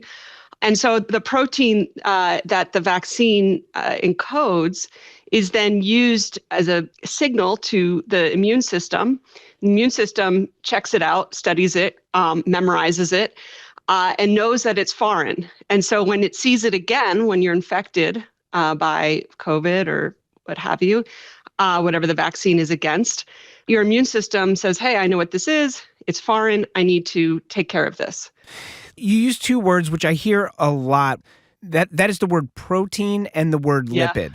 Okay. Can we just take a moment and talk about why is a protein important? What is it in the context of this in your body? How is your body using it? Why is it crucial? And what is a lipid, and why is it protecting the mRNA? Yeah, well, proteins, they're the workhorses in our cells. So the DNA is the instructions, right? And then the RNA is a temporary copy of the instructions for the cell. And the instructions are how to make all of the proteins that are going to do the work in the cell. But all cell types have different proteins that they need in order to do the function, to perform the function of that cell.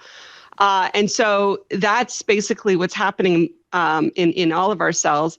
And then what viruses will do is they'll express a lot of proteins to do their work, which is really to replicate and spread. And we just take a little bit of one of their workhorses and encode it into the mRNA that goes into the vaccine, such that your cells make it and your immune system can see it before we're even exposed to the virus. We're talking with Stirling Churchman, professor at Harvard School of Medicine, about mRNA technology. So how does this differ from more traditional methods of vaccination? So one of the things, certainly when, the COVID pandemic had hit, it was, one of the ways this was presented to the world was this, mRNA vaccine was a new kind of vaccine. We obviously have had vaccines with us for a long time, and there are sort of more traditional methods. I've heard terms such as a live attenuated vaccine or an inactive vaccine. Can you talk a little bit more about those more traditional approaches, and then we can get into how mRNA differs? Right. So as I was saying, the job of the vaccine is to introduce your immune system to the virus before you get exposed to the virus naturally. Teach you how to make the stuff that's going to fight the virus before you're exposed to it. Knows what it looks like. Yeah. Sometimes people say it's like showing it a wanted poster of the virus. Interesting. Yeah. Yeah. And so then when it sees the virus, it's like, ooh, this is a bad guy. I know this guy. Yeah. Exactly. And so traditionally, we've actually just used the full virus, but attenuated, meaning it's not very active.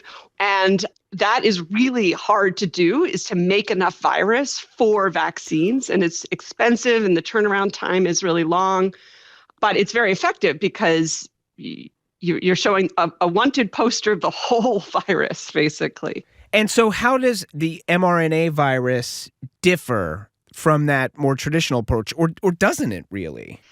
Well, obviously it has a lot of similarities, but the big difference is that your own cells make the piece of the virus that you're presenting to your immune system with the mRNA instructions. And making new mRNA instructions is very easy. Once you have it set up, obviously making these viruses are complicated and complex and require big industrial protocols. But once that's set up, to tweak the mRNA sequence is really straightforward. You can make a new version of the vaccine very easily, just tweaking the sequence of the mRNA. And then you just send it through your same industrial protocol. When you need to tweak the virus for the attenuated virus vaccine, you have to make a whole new round of virus, which is extremely difficult, requires infecting eggs or cells or what have you. And it takes much, much longer. And so the promise of the mRNA is that once you have this industrial protocol set up, we can just pivot quickly as soon as a new variant is detected, or use it for other targets like personalized cancers. So that real promise eventually is that if you have a cancer with a unique mutation in it, that we could develop a vaccine just for you, basically. And this is also one of the reasons why it's attractive for a flu vaccine. We hear every year with the flu shot, it's just kind of like we take our best guess about what strains are going to be there, but the thing mutates so fast it's hard to keep up with it. And so it's that speed that you're talking about to sort of change up is why it potentially has such promise for a flu shot. Exactly. There's such a delay between when the decision is made which version of the flu to go after to actually producing it, that they have to just use their best guess, and they can't be as scientific as I think ideally we could be and should be, that in order to provide the most efficacious vaccine for the public. And that's what's exciting about mRNA vaccines, is that we could provide a vaccine that's much more in tune with what you might be exposed to, a much clearer wanted poster, let's say. Yeah. We're talking with Stirling Churchman, professor at Harvard School of Medicine. So how long has mRNA been researched, been trialed? Like, what was the seed of the idea? What was the original idea for using it? Well, mRNA research in general has been occurring for decades, and it's a huge portion of basic biomedical research is to understand RNA and how these temporary copies work and how they're controlled. It's not just I make it sound simple, but of course it's always more complicated. So temporary copy is made, but then it might be routed in the cell in a weird way, like maybe it's sequestered for a while, but then released in order to be made into protein and that kind of thing. So there's a lot of complexity to these temporary copies. And actually in studying that complexity, people identified aspects of RNA that would make it live a little longer. And that's sort of you hear about the modifications on these RNAs that are in the vaccines. Maybe, I don't know if you're a connoisseur of if you partake in the literature about mRNA or are very curious. But research scientists, in the 90s in the 90s and 2000s identified these strategies by which different RNAs live longer in cells. And it became apparent that maybe these would be good ways to then use RNAs as therapeutics. So it wasn't considered a real strategy because they're so fragile, right? And they are so temporary. I think the assumption was that it might not be a good approach for therapeutics because they wouldn't have such lasting power as you might want. But it became apparent that you could actually manipulate in a natural way, how long these RNAs last. And then by encapsulating them in the lipid nanoparticle, you actually protect them from until they get into the cell. And so those are really big advances that made it seem all of a sudden possible that maybe you could use them for therapeutics. And the killer therapeutic case would be vaccines, where you really do want a temporary copy anyway. Yeah. You just want the RNA to be in the cell for a very short period of time to create just a little bit of protein that can be presented to the immune system. But then you want all of that to go away, right? Yeah. So when we worked out that moment you talk about working out, oh, wait a minute, this could work in a vaccine. How big of a breakthrough was that compared to something like, I don't know, like early vaccines or the discovery of antibiotics? I mean, is it a huge breakthrough? Well, it's not as big as antibiotics or the original vaccine. Those were, massive. We live very different lives as humans because of those breakthroughs. I would say that mRNA vaccines are sort of like the breakthrough that we got when we had smartphones, like the first iPhone compared to the flip phone or the car phone. It wasn't the first cell phone or phone you could take with you, but it allowed you to do so many things, right? And so the great thing about mRNA vaccines is that it does open up the application space. And especially in, as I said, cancer, personalized cancer vaccines as the future, really transformative case. When that really gets off the ground, will be due to RNA vaccines and it wouldn't have been feasible with the previous generation of vaccines. We're talking with geneticist Stirling Churchman from Harvard Medical School. What is your lab working on? I thought you'd never ask. But I did. It's my favorite topic. No, my lab is very interested in what happens to those temporary copies, those RNAs, after they're produced. So, what is their lives like, their life cycle? And you might just think we make a copy, they're made into protein, then they're degraded. That's sort of the textbook vision. But what we're discovering is that all RNAs live very different lives. Some of them hang out in the nucleus for a really long time, and then they finally come out into the cytosol where they're made into protein for a short period.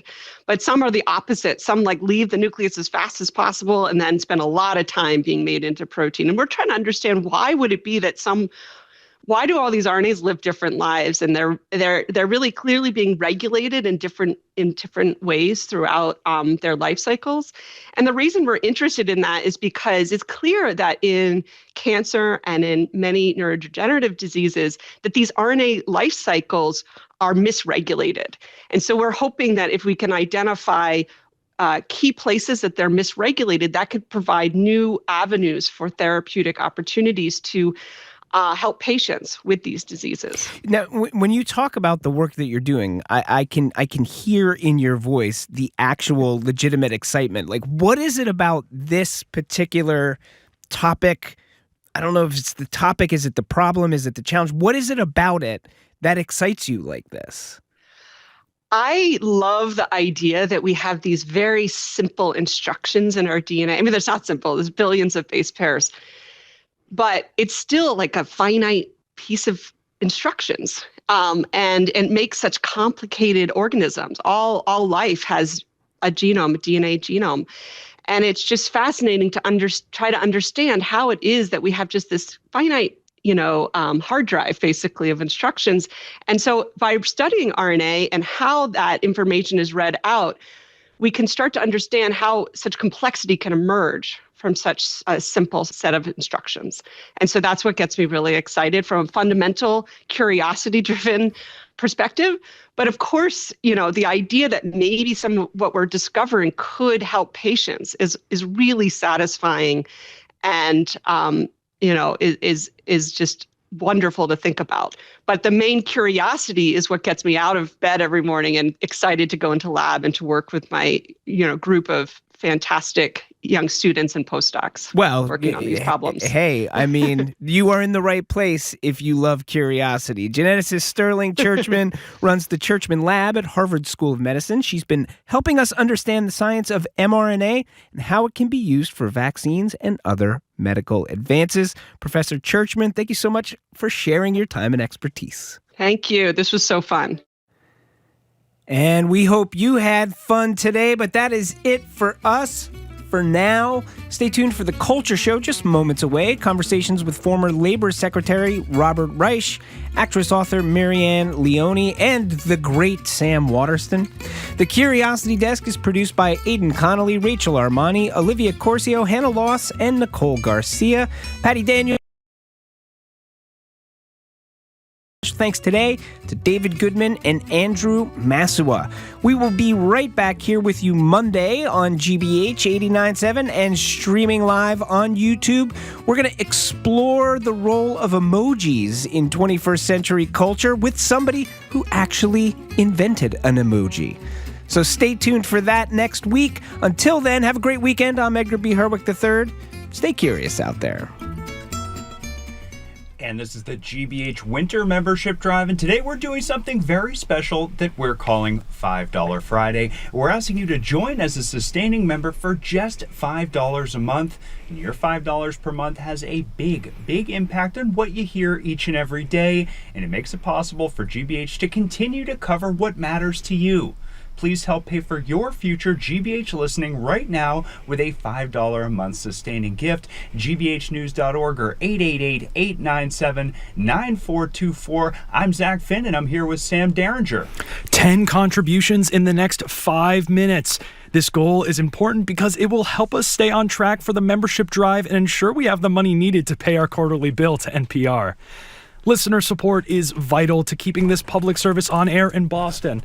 Again, 10 contributions in the next 5 minutes. GBHnews.org or when you call 888-897-9424. That's right. And today, when you support GBH at $5 a month, guess what? We're going to thank you with our wireless earbuds. It is a very special offer here on our $5 Friday. Now, these earbuds, they're great. They're comfortable. They sound amazing. They're going to pair easily with basically all your Bluetooth devices, and they feature the smart touch controls and their water resistance. Got a lot going on here with the earbuds. So sign up as a sustaining member, just $5 a month. Be sure to ask for the earbuds.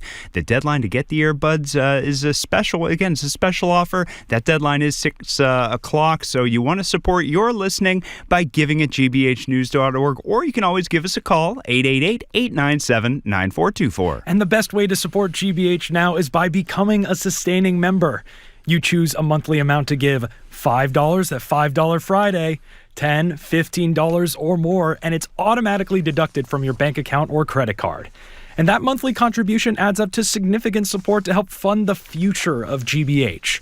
So please enroll now. You can get started when you go to gbhnews.org or when you call 888-897-9424. And I want to send a big GBH thank you to Lorelei in Dublin, New Hampshire, who says, I listen to GBH because of Jim and Marjorie. They are wonderful together. They're insightful and they have great guests.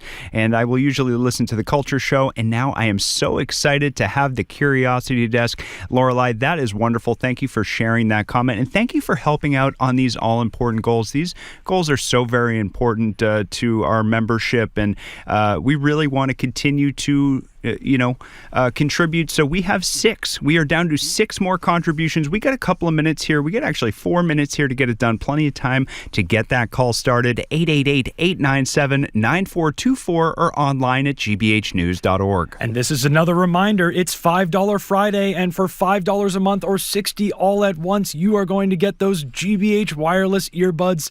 They sound amazing. You don't want to miss out on this. 888-897-9424, gbhnews.org. And it is $5 Friday. We're asking you to join GBH as a sustaining member at just $5 a month. Now, your monthly commitment, well, it sends a powerful message about the value you get from listening to GBH. And your contribution right now, joined with others, of course, will ensure that we can continue to cover the news in Boston and across the globe. So please become a sustaining member by giving $5 a month right now. gbhnews.org or 888-897-9424. Most of the money we spend to bring you the Curiosity Desk comes from GBH listeners. We don't expect any 1 or 1,000 listeners to carry that load. Become a first-time member at just $5 a month by becoming a sustaining member. Or you can give $50 or $100 all at once.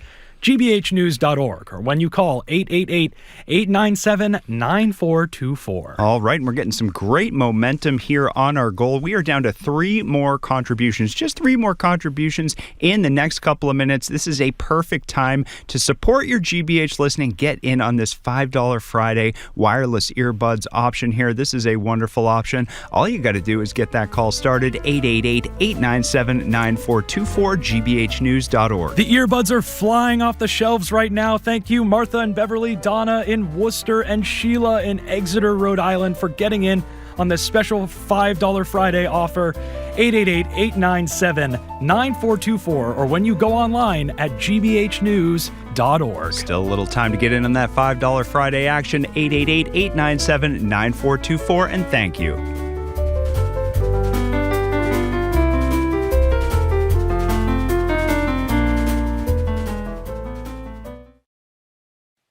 What's trending? What's interesting? What's going on around town?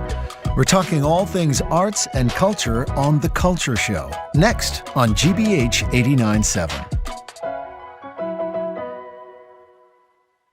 Funding for our programs comes from you. And Boston Children's Museum, presenting National Engineers Week. Activities include practicing to be an engineer through challenges and more through February Vacation Week. Tickets at bostonchildrensmuseum.org. And the Bach Center's Folk Americana Roots Hall of Fame, presenting its annual induction celebration March 24th at the Bach Center Wang Theater, honoring influential artists with tributes, live performances, and an onstage dinner. FolkAmericanaRootsHallOfFame.org. You're listening to 89.7 WGBH HD1 Boston. Online at